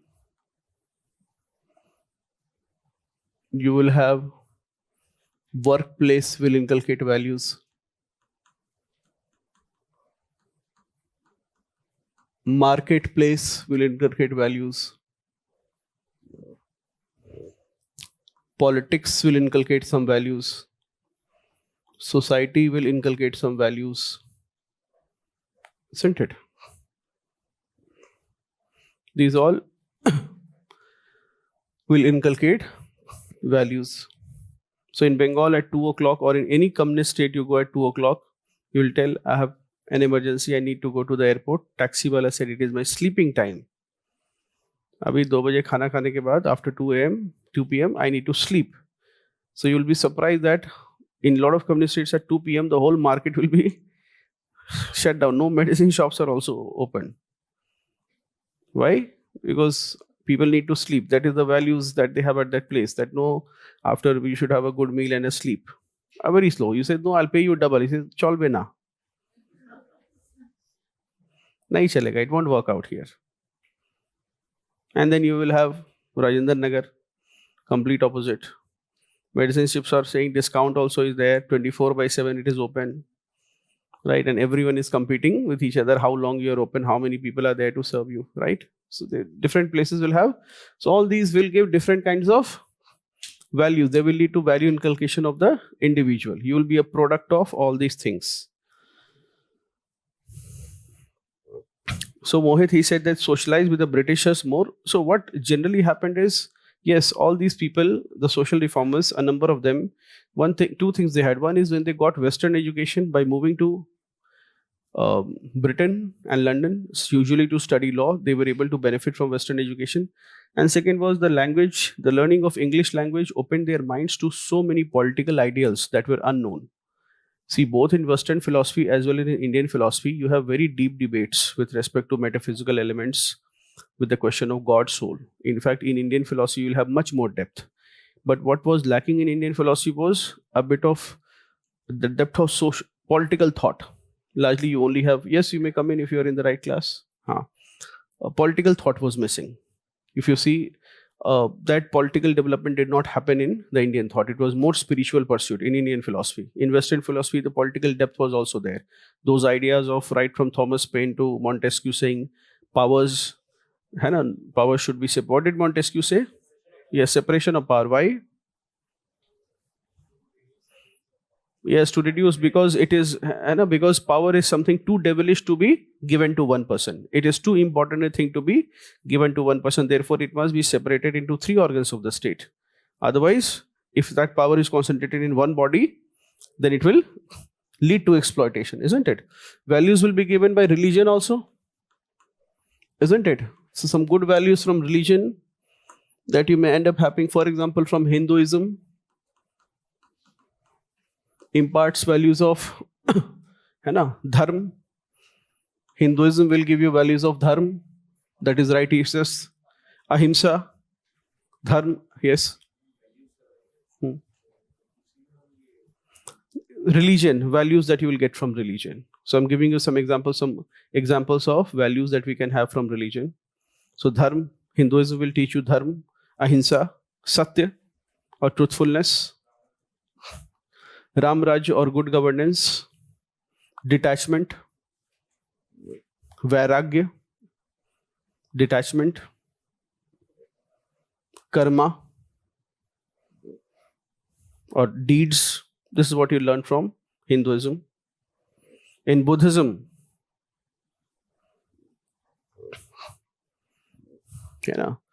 values of wisdom or pragya, Prajna, pragya, non-attachment, compassion or karuna,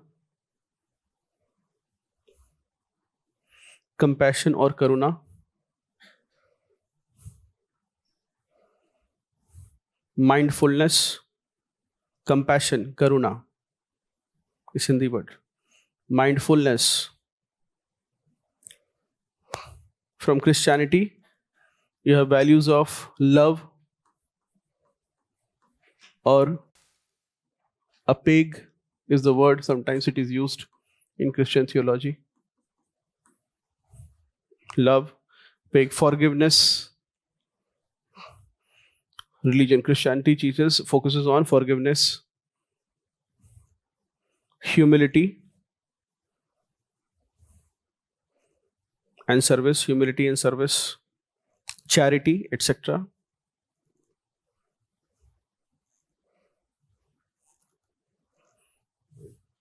Islam. Can you talk about some values? Huh? Charity. Okay, zakat. I think zakat is zakat or charity in Islam. Very good. Tawheed or unity of us all. Tawheed, belief in one God, but unity of all creations, you can say.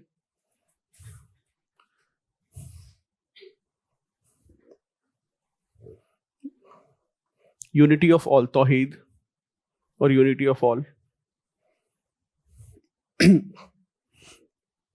there is, yes, Shukr or SHUKR, Shukr or gratitude.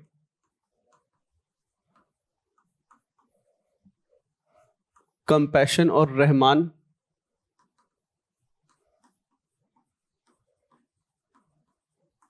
These are some values.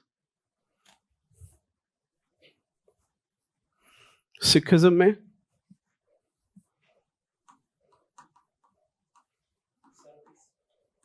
yes, very good, service or seva, isn't it? Selfless service. Kirat karni is there.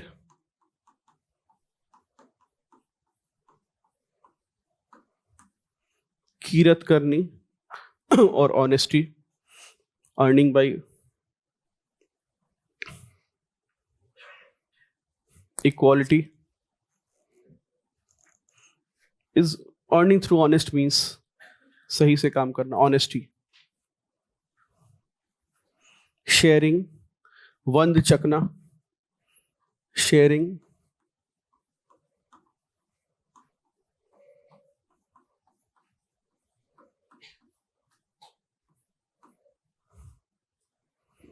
All these values are there.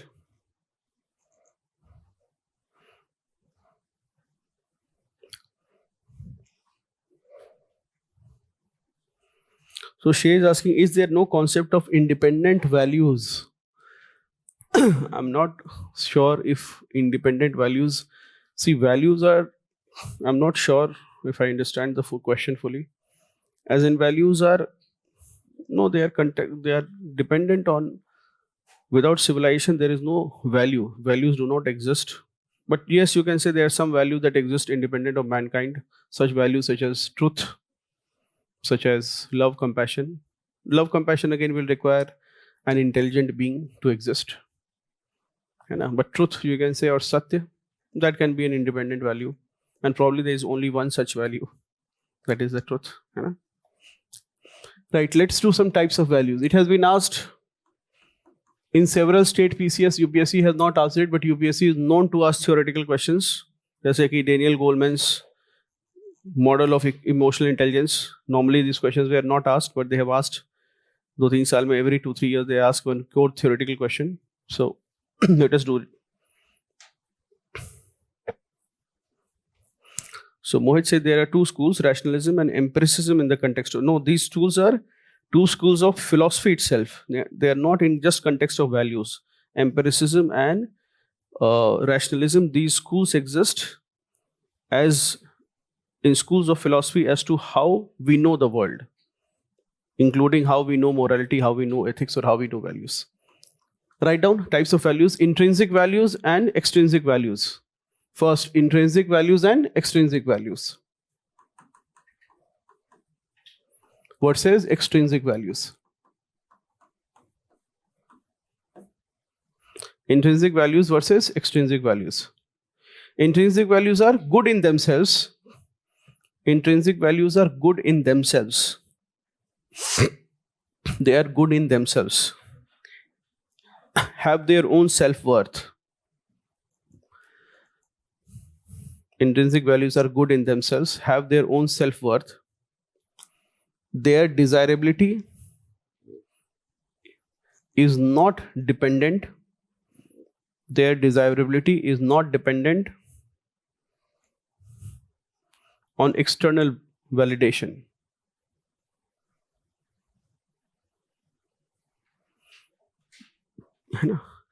They are good because of what it is. Intrinsic values are good because of what it is and not what it leads to. Because of, they are good because of what it is and not with what it leads to. Can you give me an example of intrinsic value? Yes, happiness, very good. You say, if I ask you, sir, wealth, I'll say to you, okay, why do you need wealth? Then you'll say, sir, because I can buy things. But you say, sir, happiness is value. I can't ask you why you want to be happy. Right? The happiness is good in itself. For example, you may say, sir, I want to clear the civil service exam. That's most important to me. And I ask you why. You can still have an answer saying, sir, I want to make my parents proud. Or you may say, sir, I want to serve the society, or I want to bring some change in the social order. You still may have you may see it as an instrumental value, right? Or an extrinsic value sometimes. But when I say something like happiness, it's good in itself. Or truth. Truth is why? Truth. It is good in itself, isn't it? And extrinsic values, write down. Extrinsic values are those which depend on external validation.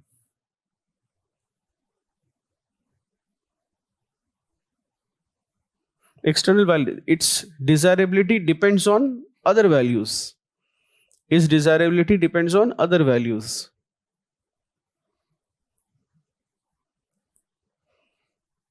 Such as, for example, wealth. Wealth is an extrinsic values. Success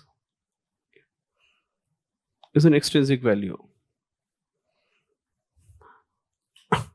Then there are terminal values and instrumental values. Terminal values and instrumental value. What are terminal values? Terminal values are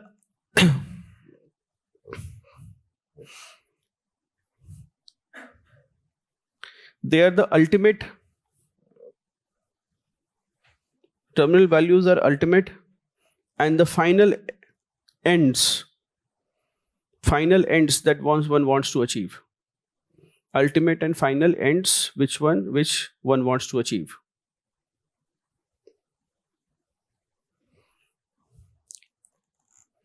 And instrumental values are those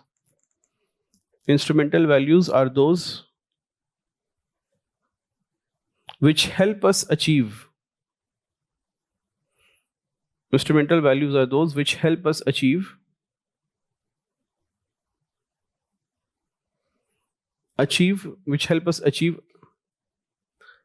other values.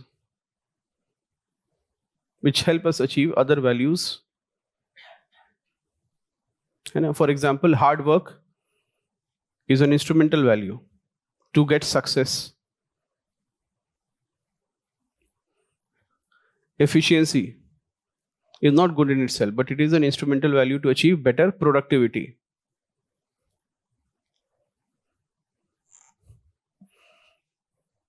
Then there are institutional values.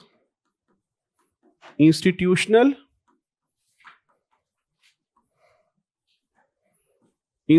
values and personal values. Institutional values and personal values. Institutional values are created.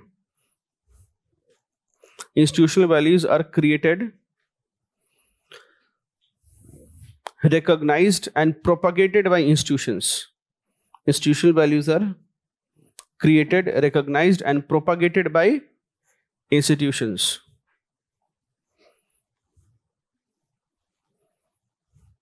They form the identity of the organization.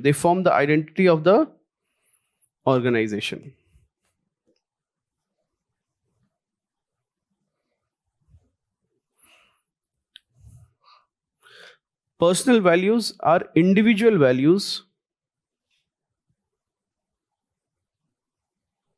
Personal values are individual values that are considered ideal and important for oneself.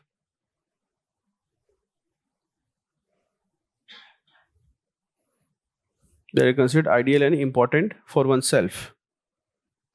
For example, success can be important for somebody, hard work can be important for somebody, efficiency can be important, thriftiness can be important, not spending too much money can be important, isn't it?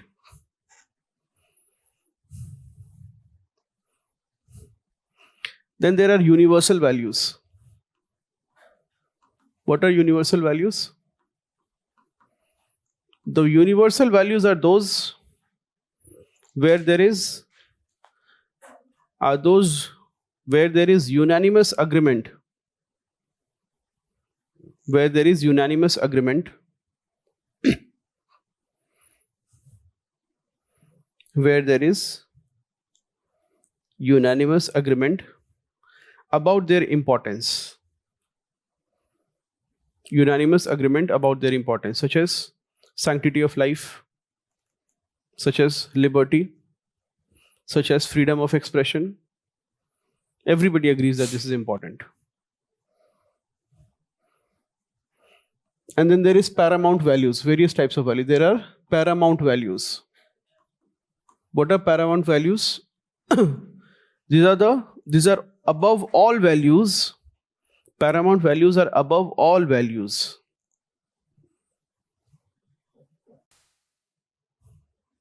Above all values, and are supreme in their importance. And they are supreme in their importance. Paramount values are supreme in their importance. When two values conflict,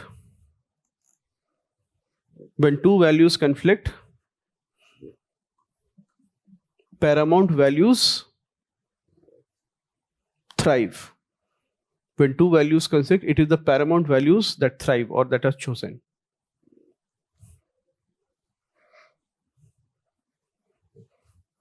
Now tell me, I talked about institutional values which are propagated by the institution.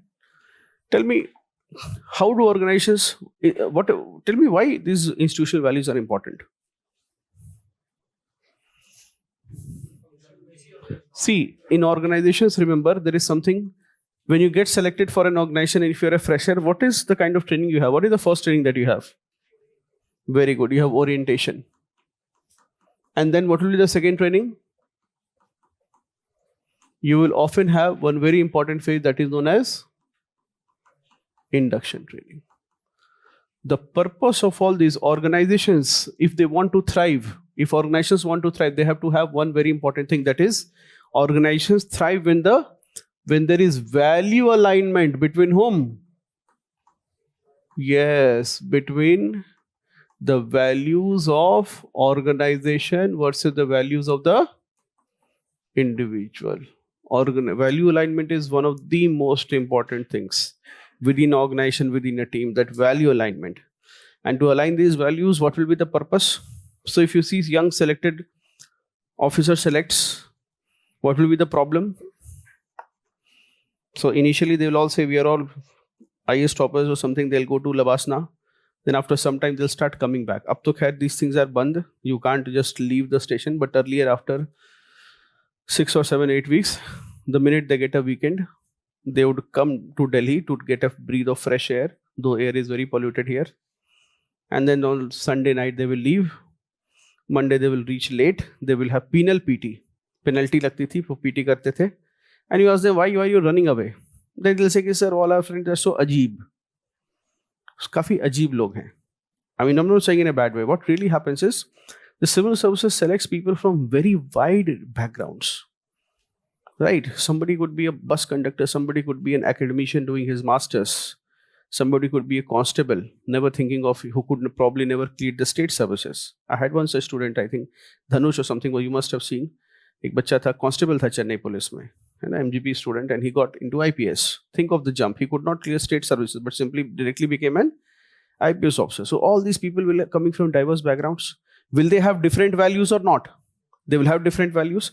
Now, to assimilate them into one single body, which is known as the All India Services, will it be an easy task? Everybody is bringing their own values, as in what should be done, what is more desirable. Somebody has studied in Massachusetts and he's lived in US, he's lived in Britain, he's lived in Singapore, he's coming, and then when he comes here, he says that we must make India or Delhi like Singapore. He has those values. Somebody's come from a very small place where there is no electricity, water, and he says that India lives in the villages, and these towns are of no use. People coming from, somebody is an economist, he thinks that taxation has to be appropriate and government spending should be less. Somebody is from social sciences, he's worked in slums, and he sees that if we don't support the slum population, then these people, they will rebel against the state, and their welfare is of utmost importance. The government is already taking care of the rich, or the rich know how to take care of themselves. It's the poor whom the government needs to support. So many wide different thoughts, and if you're not able to assimilate them into one body polity, will there be conflicts or not? Will there be a spirit de corps or spirit of brotherhood? It will not be there. So in such case, what will be important is you will have to do value inculcation, and therefore organizations, what they do is they spend a lot of money in ensuring induction training. The whole purpose is value alignment between individual and organization. If the values of the organization are somehow, they will ensure that the individual imbibes the values of the organization. And if this does not happen, then what happens?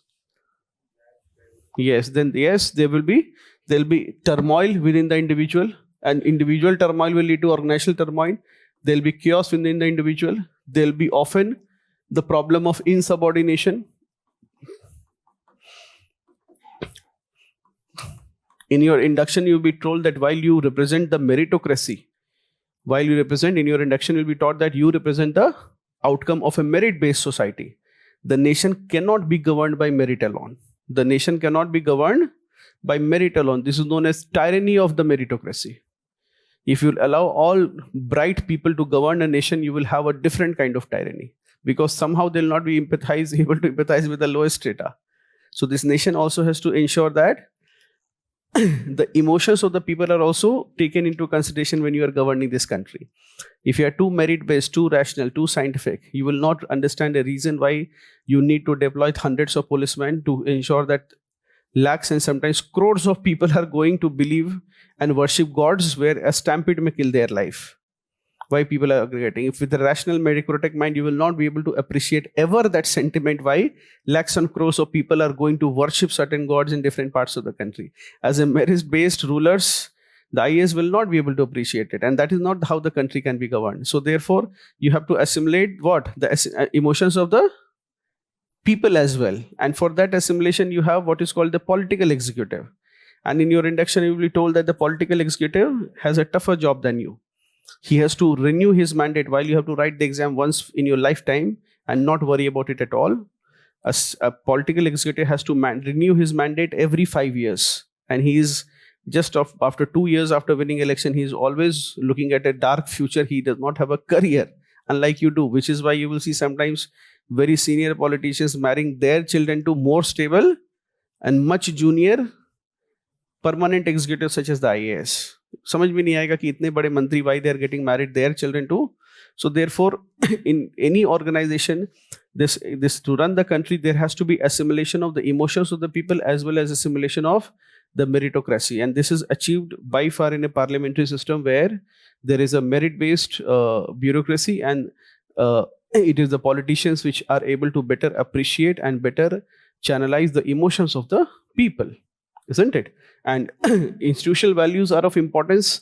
Whenever this conflict between institutional values and personal values will happen, chaos, turbulence, turmoil, insubordination will happen, such as you will not be willing to, for example, if you do not fully believe in democratic institutions, you will be at pain to understand that while you are the secretary of a department, the head of the department, or you are the secretary of, for example, even the Jila Parishad, or you are the secretary to the Jila Parishad of the third tier of the government, the person who is the chairperson is somebody who probably is Angutha Chhap, is illiterate, and you have to probably, you will not be able to understand it. You will not be able to appreciate it. That the person who's elected and who's probably be your boss represents the mandate of 12, 15, 18, 20 lakh people. And it is not that while you have written an exam, he has been roaming around the streets trying to garner votes and support for him. And he's one of the people whom you are supposed to serve. No matter how illiterate he is, no matter how ill-mannered he sometimes may be. So he has a certain mandate. You will not be able to appreciate. And in this case, what will happen? When organization values and personal values will conflict, you will have cases such as Edward Snowden. Who was Edward Snowden?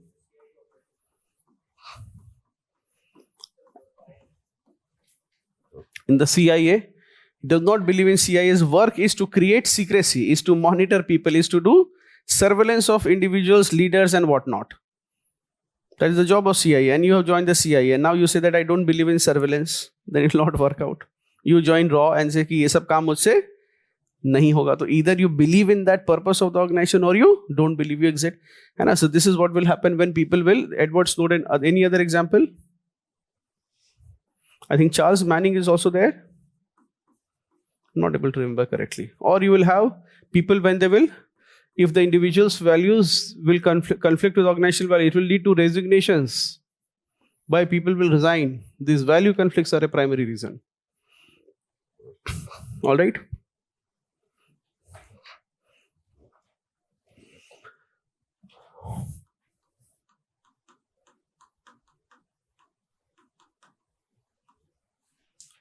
Role of family.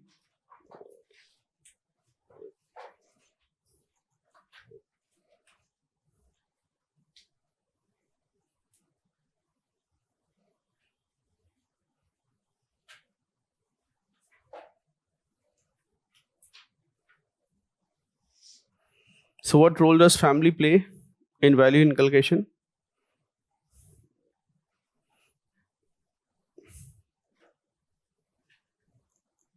Chalo, let us take one.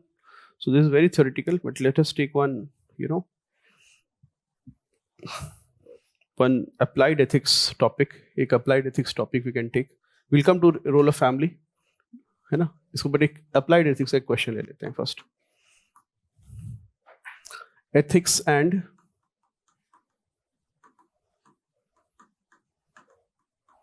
driverless cars.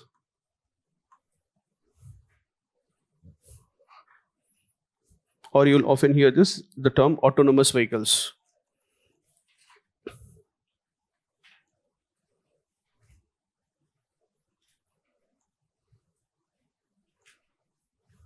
What are the ethical concerns in driverless cars or autonomous vehicles? First, tell me, autonomous vehicles in India, are they possible? Driverless cars? Yes or no? So many people, that's your primary concern? Okay, one reason he says that, because people will become jobless. Anybody else? Why? Huh? Tesla can't work because? एक coffee कर दीजिएगा, एक coffee कर दीजिए. So he says practical problems are there, such as Tesla may recognize a 3-wheeler as a 4-wheeler, then somebody who will be having put an old generator in a rickshaw, right, and will be using it as a mechanized vehicle. So many things will be there. What else? What could be the practical challenges? Traffic rules people do not follow. Then there could be practical challenge with respect to stray animals, right? Yes. See, a lot of people think that it is not possible to have driverless cars in India or in most places of the world. But what is the problem driverless cars are solving? Tell me. Why do we need driverless cars? Okay, one is that we need to reach one place to another. See, the first you understand once the whole idea behind driverless cars as it is conceptualized. It may be the case that you may not have given it so many hours. See, the point when we say that there are autonomous, I have told you before that man created God in his own image. When we try to make the statue of God, we try to make it with 2 eyes, 1 nose. Similarly, those human figurines are very important for us. Those human appearances, which is why when we made our first cars, we need two headlights. Right? Then there is a, whatever you call it, आगे क्या रहता है? So it almost looks like a human face. Now if you see, long back, Delhi Metro announced, almost a decade back, that we don't need any more drivers in Delhi Metro. And next day it had created panic. That driver नहीं रहेगा तो चलाएगा कौन? It spread massive panic because Delhi Metro announced that we can autonomously drive the Delhi Metro, and it will be more suitable because drivers tend to take leave. Drivers sometimes have a bad mood. Drivers sometimes come on duty drunk. Drivers sometimes may feel drowsy.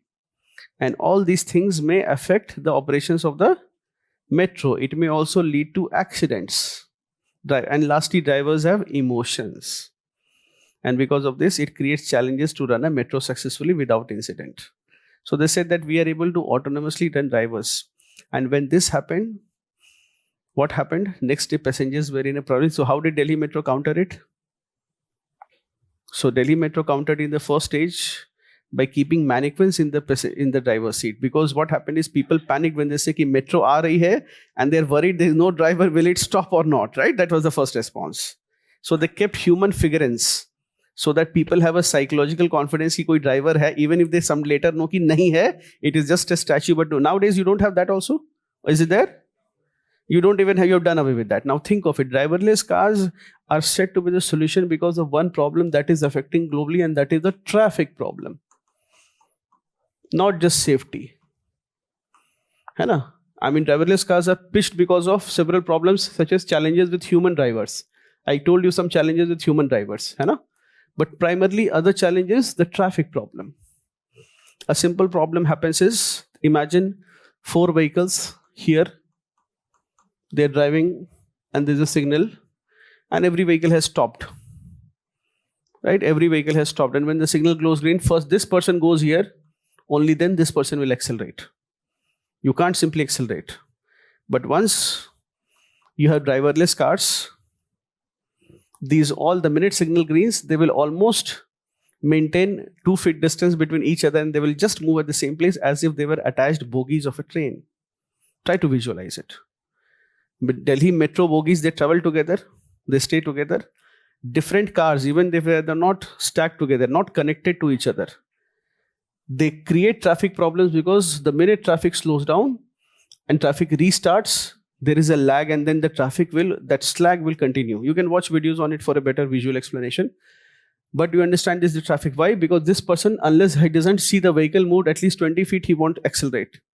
This person, when this vehicle moves, he doesn't accelerate, and similarly this. So this happens is whenever the vehicle stops, it creates a traffic snarl later. The traffic, once the traffic slowed down, it simply transmits to other places. It does not fully end up. And secondly, this autonomous vehicles, there has a second feature, that is, you're aware that for the past near decade or so, we are having Ola and Uber. What have they been quietly doing?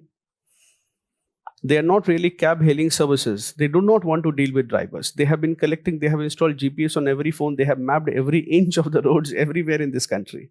So now they have the data. They are able to differentiate between a pothole and a closed road.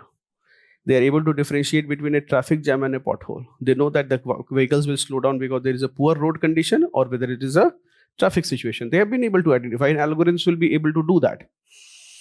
So now, people who promote driverless cars, they argue that driverless cars are very important for safety. You may argue why. For the same reason why artificial intelligence says that the human doctors are useless. It is machines which will do a better job. Why? Think of it in the case of medical healthcare. Medical healthcare, mein what happens? Any doctors here in this class? Any doctors? No doctors. So if you have a doctor, he will train till the age of 30, 35, go on to become a doctor, see so many cases. By the age of 60 or 70, he has all the experience. He can look at people and tell them what disease they have. He knows the diagnosis, he knows the prognosis, he knows everything. And then what happens? He dies. And why is he an asset? Because he has experience. But he has experience. But why will a machine replace him? Because what happens is, this person who has experience is no longer alive. He's dead. And what do I do now? I hire young doctors. They'll go through the same learning process.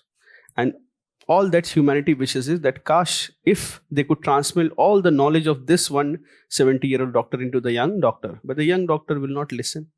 He will take his own 30-year or 20-year learning curve to have the same brains as this 70-year-old doctor. with artificial intelligence in healthcare, they believe that there is only one doctor treating all patients. And since there is only one software, one doctor, just like when you're driving Ola cars or Uber cars, you're able to predict traffic, not because they have eyes everywhere, but because both these apps are using one single map, that is Google Maps. So technically, Google Maps knows where every vehicle in the world is. Yes or no?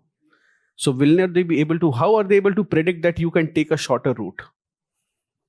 Because they know that all the vehicles there are 2000 cars in this line using Google Maps, and there is only 10 cars in that line. And sometimes you'll be diverted to a village road, and you will be using that because somebody is there and Google Maps knows. So similarly, in artificial intelligence in healthcare, you will only have one doctor, and he has all the information, and he does not die. He has the brains of and he's able to acquire the experience of 70 years, which a human would, because he's getting data from not just from one place, but from across the 7 continents. He's getting data from all the continents, from every country. So they know that this skin lesion is a cancer versus this skin lesion is a eczema, or it is a simple skin disorder that needs a lotion. And he's not dying. And secondly, with the kind of experience that they have, they'll become more and more precise. So the first segment that may take the hit from artificial intelligence may just be healthcare, where we feel that doctors just need to be assistants helping the robots. And since there is just one company, few companies will be there. Same with driverless cars. You will be worried that driverless cars may have accidents, but the problem is all these cars are driven by one driver. Understand this better. You have a car, right? Accidents happen. This is a traffic and this is a car, this is a road. They're all driving in this direction. This is your car. How do you communicate with other cars? Whether you're going to stop, speed, what do you do? What are the things that you use to communicate? One you indicators. So you, है ना? Left indicator right जाने के लिए और right indicator left जाने के लिए. Then blow horns, right? And then you have rear lights which blow up when you slow down, right? You use it. These are the few ways you communicate. And when you communicate and everybody is alert, an accident is averted, right? But what is your limitation? You only can communicate with आगे के 3, इधर के 3, and maybe इधर के 2. But the driverless cars can communicate with the car that is 1 kilometer away. Because here every minute the one driver makes a mistake, such as he blew an indicator, I'll turn right, and this driver is not alert, he will have an accident. But what if there's only one driver driving all the 9 cars? Will there be an accident? Will they need to blow horn or ring an indicator also? No need of indicator, no need of horn. If it wants to slow down, it will send message to all the cars till 100 kilometers that this vehicle is slowing down because of a snag, and therefore everybody slows down. And then most importantly, what is going to happen is, if you see this diagram, the benefits of driverless cars will be that you at traffic signals, you will have cars simply go past without the need for a traffic signal. We need traffic signals because one needs to stop, the other needs to go, because it is too dangerous to drive into each other until you go eastward from Allahabad, where there is no need of signal and you can simply drive anyway. But for most humans, it will be difficult, right? But with driverless cars, do you need signals? Of course, you will have this problem that one car goes like this and immediately the other car goes like this. It will look risky. But will the car hit each other? They will never hit because there is precision. There is no human involved. Just like sometimes you will see in a train.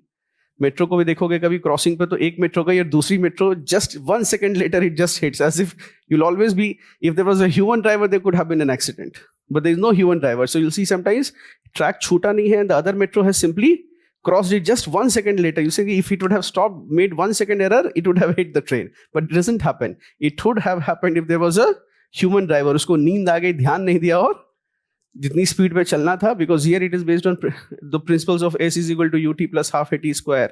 ये सारे physics के principles लगाकर it is all sorted out. So you don't need traffic signals, and more than that, you will also fundamental changes to the design of the. You don't need headlights. Can the autonomous vehicle drive in the dark? Of course, yes. I mean, it doesn't need to. It is not a human that it has to see things. It will detect things using other waves. We use light waves to detect things, right? We use light to see the object around us. It can use any other form of wave that will reflect it. It can use infrared. It doesn't need. So technically, it will have a fundamental.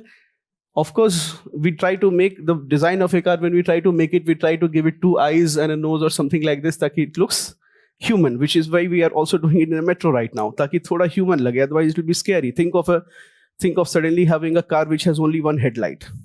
It look like an alien. हाँ, autos में होता है, उसके बाद फिर कुछ कुछ रहता है, ठीक है. They try to make it as human as possible.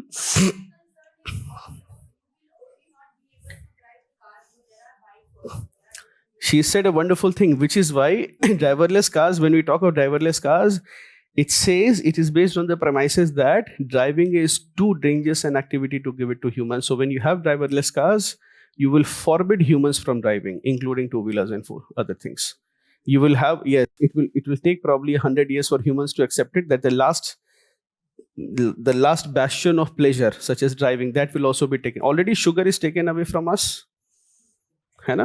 तो लास्ट बैशन एक ड्राइविंग वगैरह जो बच गया वो भी ह्यूमन से ले लिया जाएगा.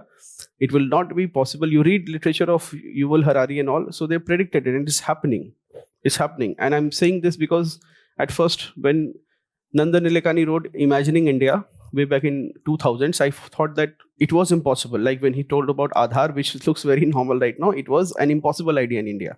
First question was that you have more accounts than Gmail. How will you handle it? Second is privacy rights activists. They had created a ruckus in the country that why should we give Aadhaar? Because technically Aadhaar can be the government wants with one button they can delete a citizen. You don't get access to bank, any service. So it was big. It looked impossible.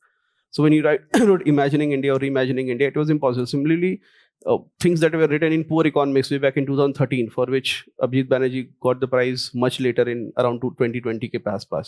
A lot of impossible ideas were there, but those are already implemented. By 18-19 tak to Abhijit Banerjee's ideas have been implemented.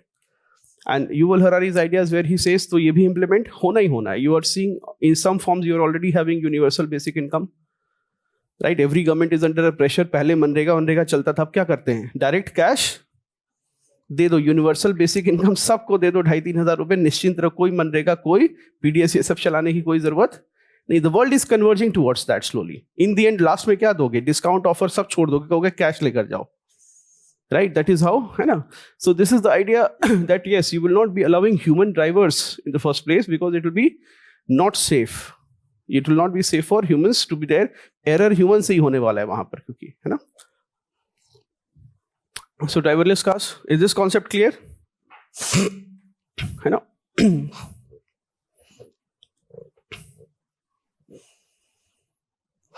Yes. Now what is the ethical issue here? So this study was conducted in a university. ठीक है, write down some ethical concerns. Write down ethical concerns or issues in driverless cars. The first ethical concern is the trolley problem, the classical trolley problem in ethics. Classical trolley problem in ethics. Classical trolley problem in ethics. The classical trolley problem in ethics. Who should the car save? Who should the car save in case of accident? Who should the car save in case of accident? Pedestrians or the passenger?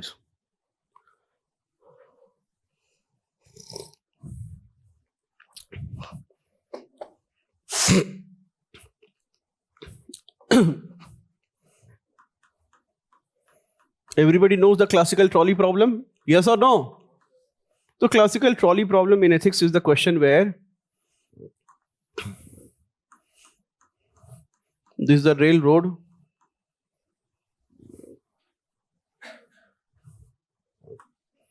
So, the classical trolley problem in ethics is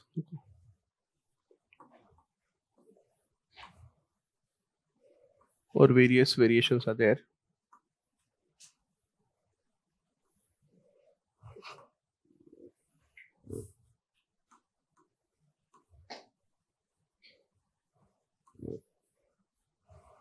I'm not good with diagrams, but I've done my best.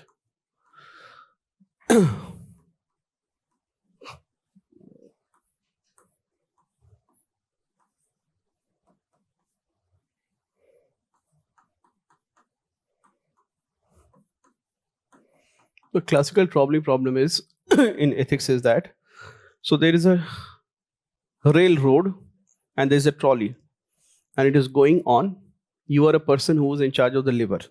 If you change the tracks, the trolley can go either this way or this way. The trolley is supposed to go this way, but unfortunately on the tracks, there are children playing. Now you are in charge of the liver. And you say that if I have to save these children, you are shouting and children won't listen. Grown-ups don't listen. ये तो बच्चे हैं फिर भी. Children won't listen. So you can divert the rail to the other track where there is an old man or there is a fat man or any other variation. So you can either save this or this. You are in charge of the trolley and you can probably divert the trolley to that side to save the children's life, but then you will end up killing the old man. What will you do? What will some of you do? Young lady, what would you do? You will write, I will kill the old man. The teacher is old man only who's teaching. You're checking your copy. Professor साहब जो है ना बूढ़े हैं, 60 के बाद retired हैं, UPSC में कॉपी चेक कर रहे हैं. The trolley cannot be stopped, which is why there is a dilemma. It's the same dilemma when no. So this is the classical trolley problem in ethics. Who will you save, young man? You'll save the children. What is your logic? Old. You write this in copy that he has lived his life. अब उसका क्या?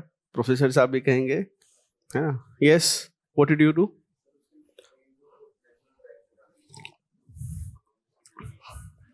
So you would by no. So he said that, sir, I'll let the train be because it will eventually lead to the killing of some person. I would not be one to participate in it. It should not, that loss of life should not be caused by my action, even if it is caused by my inaction. Very good. Yes, young lady.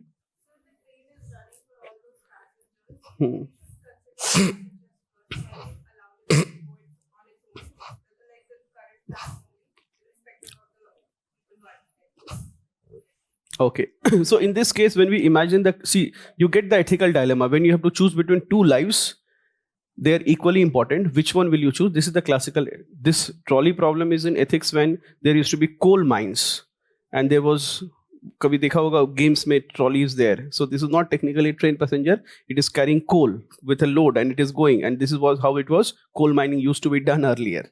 Okay, so, but now you get the question. The trolley problem in autonomous vehicle is that it is driving and there are kids playing and there is, yes, the passenger. So when studies were conducted in a US university and people were asked that who do you choose? Who do you choose? Or in fact, the study was conducted that when you buy the car, you will have settings page in it. And you can give instructions. In fact, what happened is the study said that, who do you choose? Most people said that, sir, I will sacrifice my life.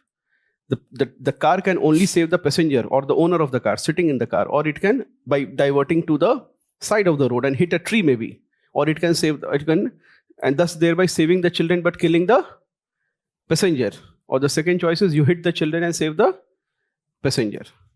So everybody in the study said that they would not sacrifice their life for the life of the children. But the question was changed to them. They said that when you buy the car, in the settings, you will have to be made this choice that in case of an accident, with choosing between the pedestrian's life and your life, who will you choose? Most people said that settings page per ye choice, they will not be able to make. Think of it, buying a car, you just got a new car and it says that choose one. In case of an accident, save the pedestrian, save me. What will you choose? In the, you would buy the car. So unless you solve that problem, it is very true. He said a very good point. Unless that problem is not resolved to satisfaction, you will not have autonomous vehicles. It has to be when buying before the car, if this mental block is going to be there before any passenger, millions of people will not buy the car. This has to be solved by ethicists. That is why Yuval Harari says that before it will be solved by engineers, it is more a problem of ethics than a problem of engineering. It is more a problem of why driverless cars. You can write an entire article on this. Why driverless cars is more a problem of ethics than a problem of engineering. So first concern is classical trolley problem, that whose life to save, passenger or pedestrians. Second is ethical concern, should it prioritize saving more lives at the cost of, shall it prioritize saving more lives?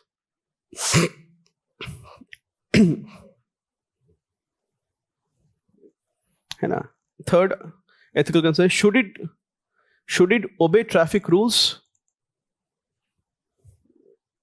Should it obey traffic rules that, है ना, which should it obey traffic rules that endanger lives? Should it obey rules that endanger lives or break traffic rules to save lives?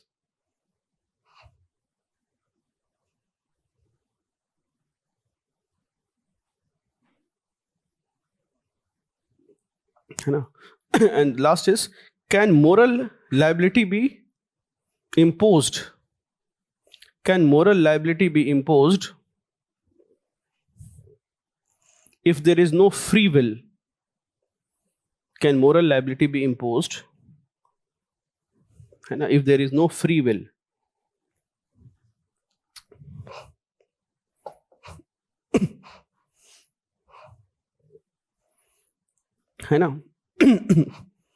Now everybody understand what is free will problem? See, free will is something where when you are acting as per your free will, if there is no external compulsion.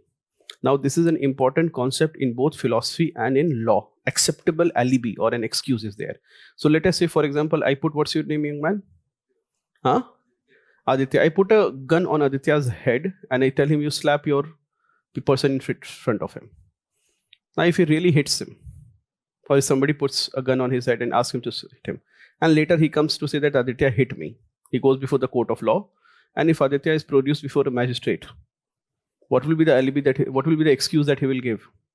Or what will be his defense? What will you say in your defense? That it was not out of free will that I hit the young gentleman out in front of me, but I was forced to make this choice. It is an acceptable excuse in law and moral philosophy. It is an acceptable excuse in law and moral philosophy, and it lays the foundation for compassion in law. This is exactly the same reason why on several opportunities, a poor person who has committed a crime for meeting his basic needs such as food, such as stealing, such as killing or robbing, he will get a more lenient punishment than somebody who's well off and has committed a homicide. Why? Because in the first case, the person the question in law will be, did he have free will? He had two choices, either to die or to steal. He had two choices, either to die or to, in such case, he acted not out of free will, but out of compulsion to steal.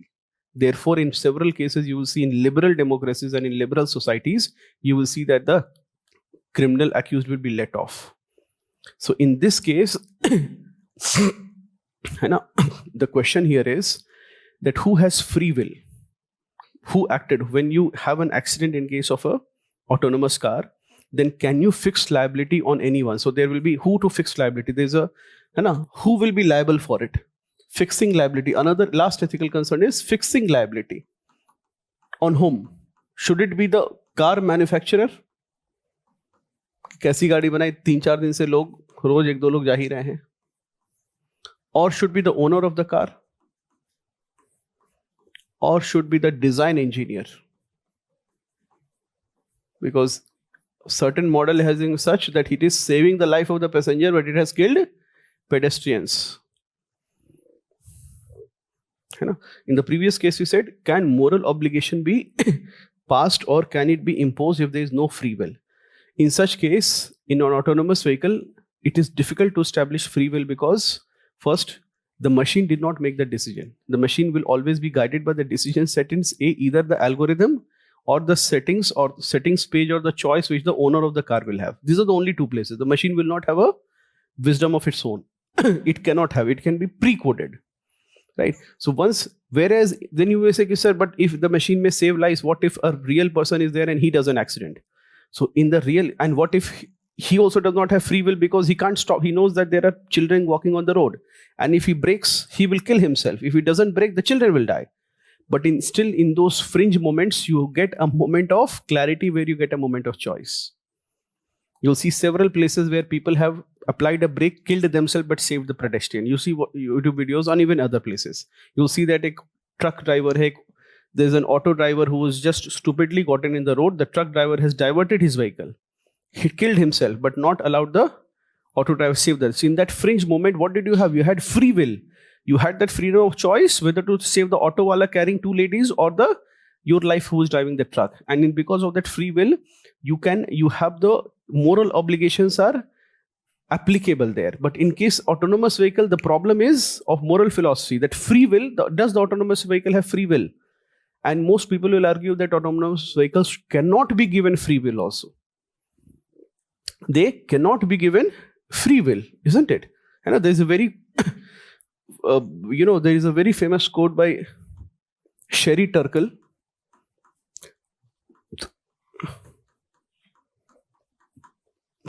Sherry Turkle, she's a American sociologist. So write down a quote. When we outsource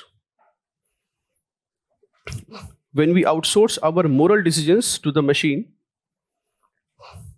when we outsource our moral decisions to the machine,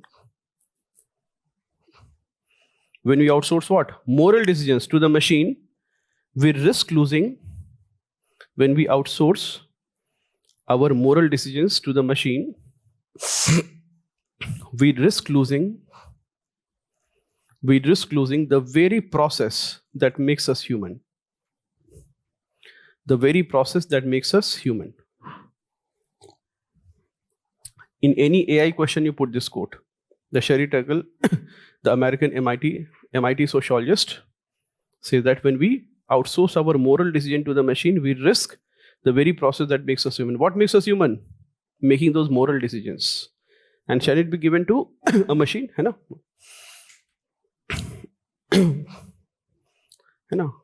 Write down another line. Yuval Harari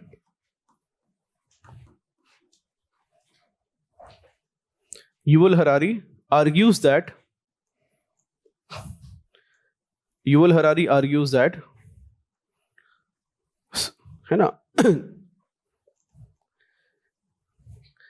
that solving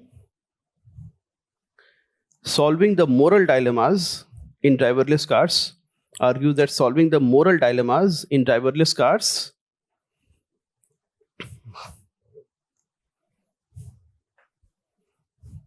is not an engineering design problem.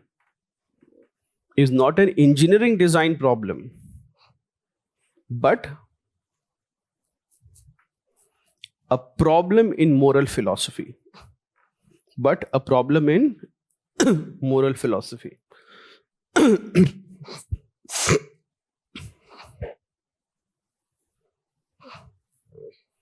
Isn't it? He recommends that moral philosophers and ethicists must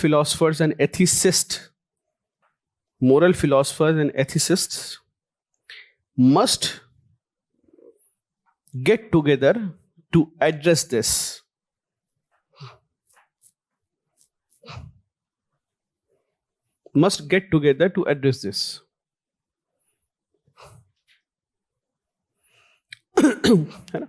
And how ethics can help? Write down how ethics can help in solving this or addressing this. How ethics can help in solving this. Will ethics be able to solve it? No. But it will be able to create safeguards. You write, while ethics may not fully, first line you write, how ethics can help in solving this problem. While ethics may not fully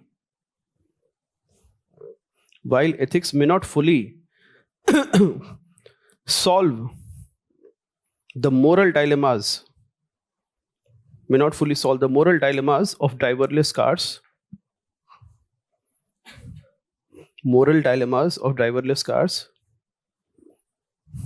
it can help in creating safeguards.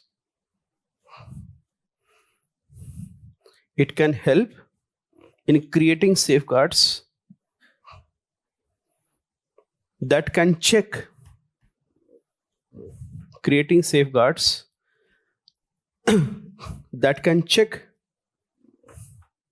a purely immoral conduct.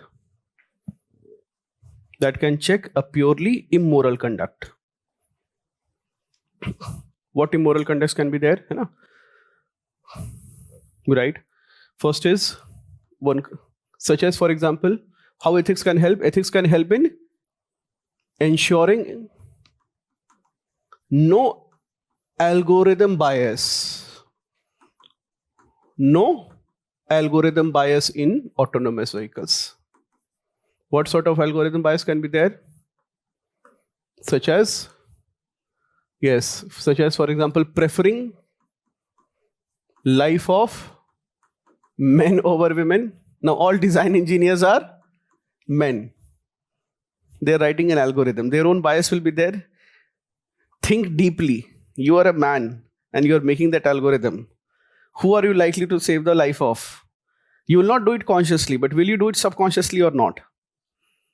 Just as I said that when I gave you an example, when I said that people who are taller than 5 feet 4 inches, they have less blood in the brain and therefore they need additional marks. You will be able to see that Mr. Ayush is biased against women because most women are shorter than 5 feet 5 inches and the law violates it. Isn't it? Do you remember that example I gave you? So similarly, so it will have, ethics has to ensure that conscious choices have to be made such that algorithm bias is not there, such that it may not prefer men over women, and this will happen.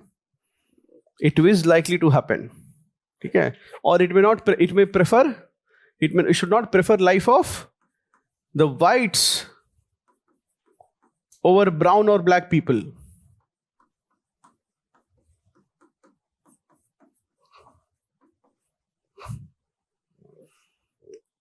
White men over. Second, it may help in car owner making informed choice. Help in car owner making informed choice.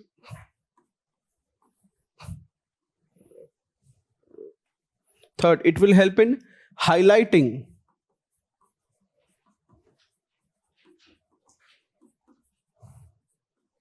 that this moral dilemma is what? It is a shared responsibility. This moral dilemma is a shared responsibility.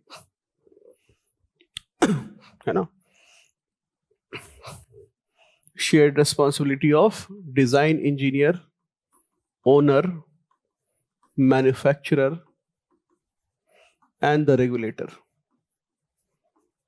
Suppose a certain brand is there which is prioritizing men over women, passenger over pedestrian.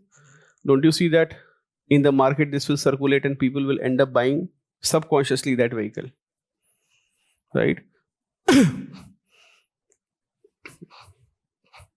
It may help in, ethics will help in framing best practices. It will help in framing best practices as to how autonomous vehicles should conduct themselves in critical situation. Suppose accident ho gaya hai, autonomous vehicle is there, right, in critical situations. And ethics, it is only and only ethics that can help in laying the foundation of AV ethics, autonomous vehicles, the ethics of autonomous vehicles.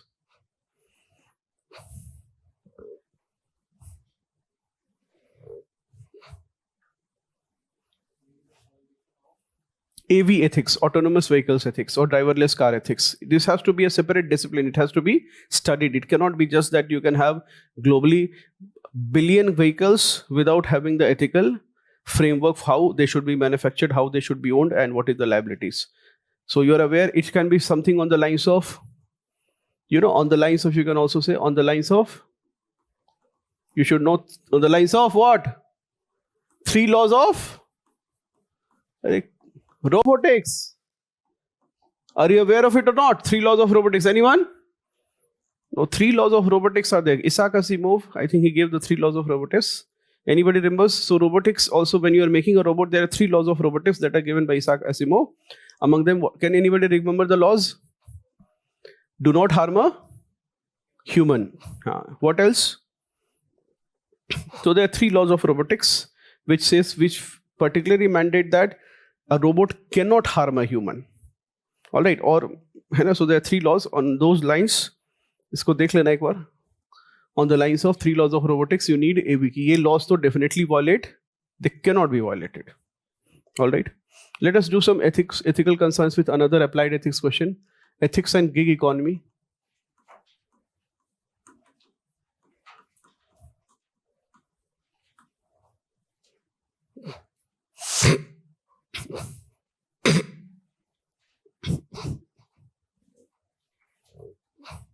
What is gig economy? I have told you to define things. What is gig economy?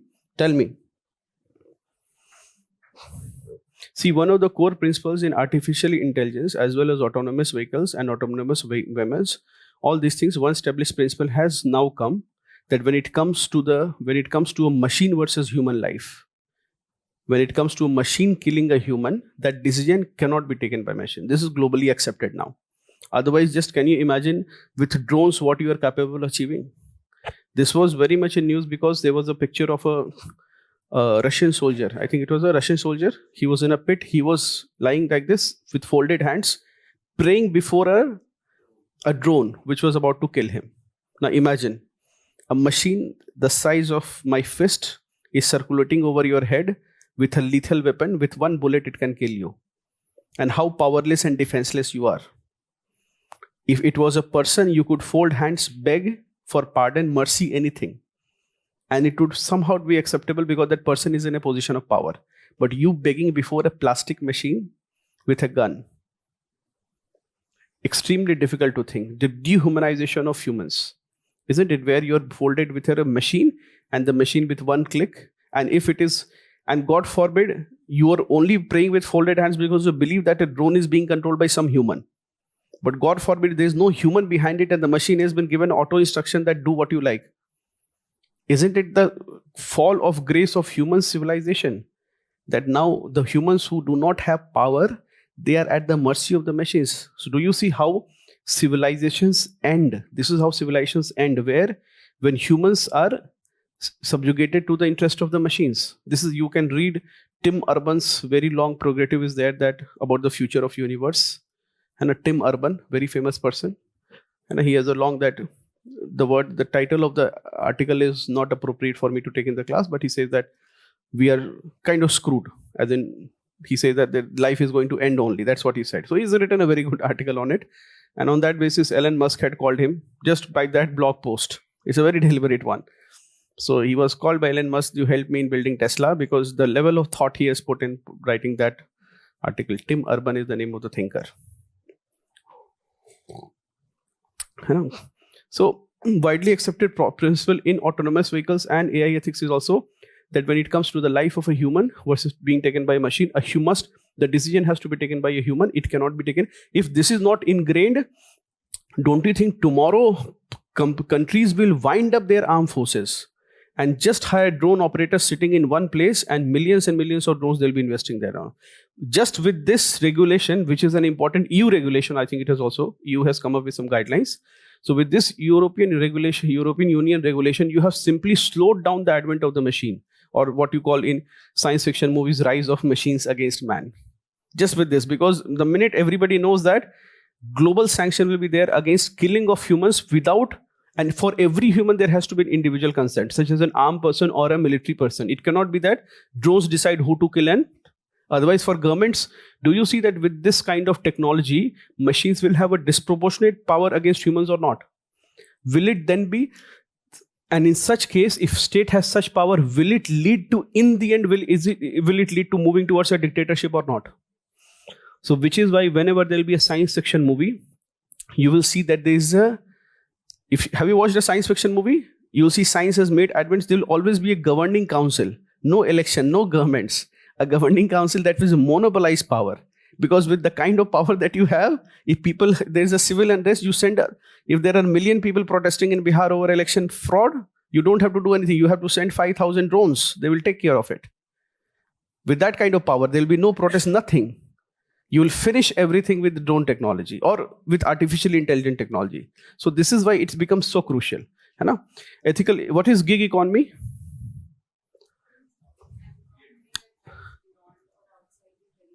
Very good. So she said the economy, है ना? So economy. Now we'll try to define gig economy. As said that gig economy is a emerging. It refers to emerging forms of labor market. People exchange labor for money here. Emerging forms of labor market, or you can say emerging forms of app-based. Emerging forms of app-based and technology-enabled. Without the technology, gig economy was not possible. Okay? Emerging forms of app-based and technology-enabled labor market. Where payments are done for what? For micro tasks.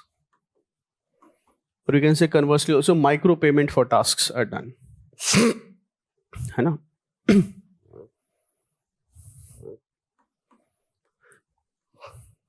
Gig economy, second line in right, gig economy does not provide wage employment. Gig economy does not provide wage employment.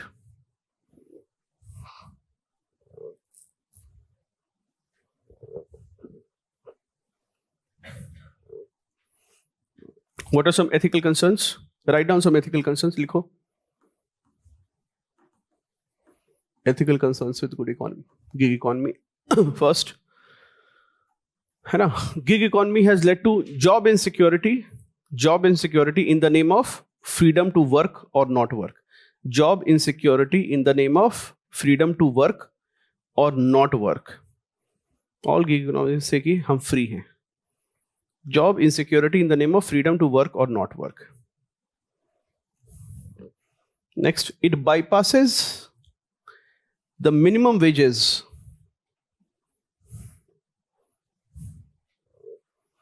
It bypasses the minimum wages. In bracket you write legal requirement. Minimum wages in bracket you write legal requirement. Minimum wages is a legal requirement.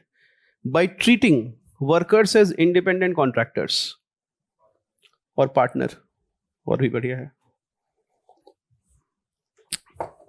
You know that young boy comes on a bike, says कि मैं दीपिंदर गोयल का partner हूँ. वो order लेता है, मैं delivery करता हूँ. Right? Big problem, right? Bypasses minimum wages. It enslaves human labor or enslaves, yes, human labor or humans, enslaves humans to the algorithm.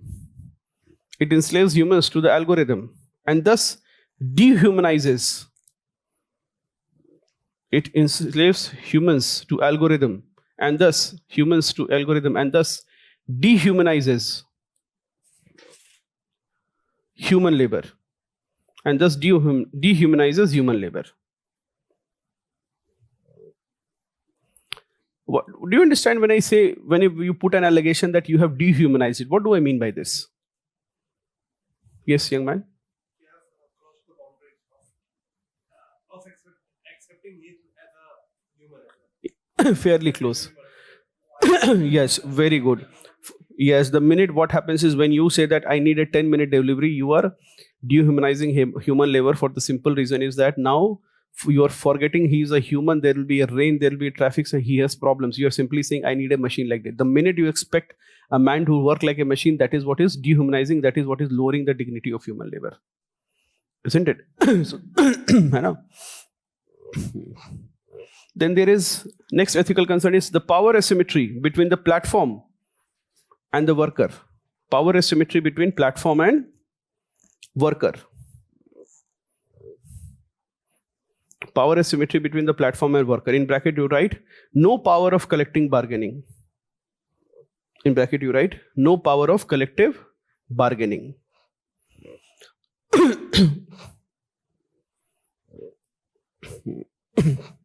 Then next, there is the next.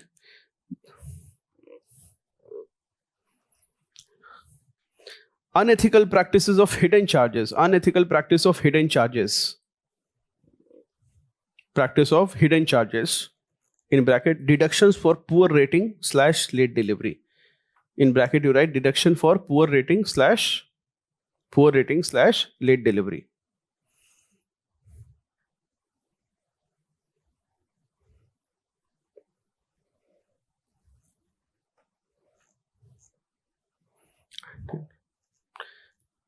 Next you write it subjugates man to machine surveillance. It subjugates man to machine surveillance. It subjugates man to machine surveillance and contributes to surveillance capitalism. And contributes to surveillance capitalism.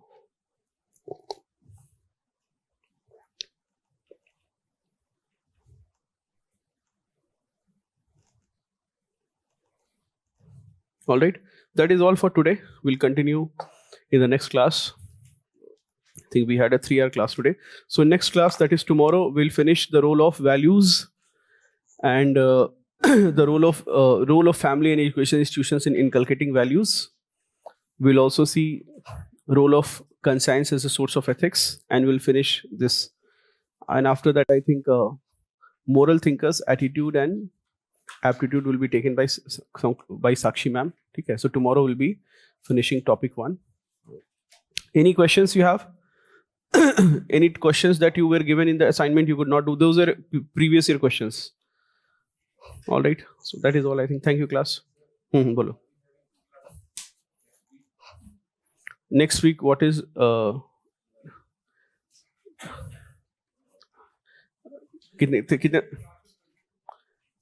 22 scheduled center? कौन सा दिन है 22? Wednesday, right? You want or you don't want?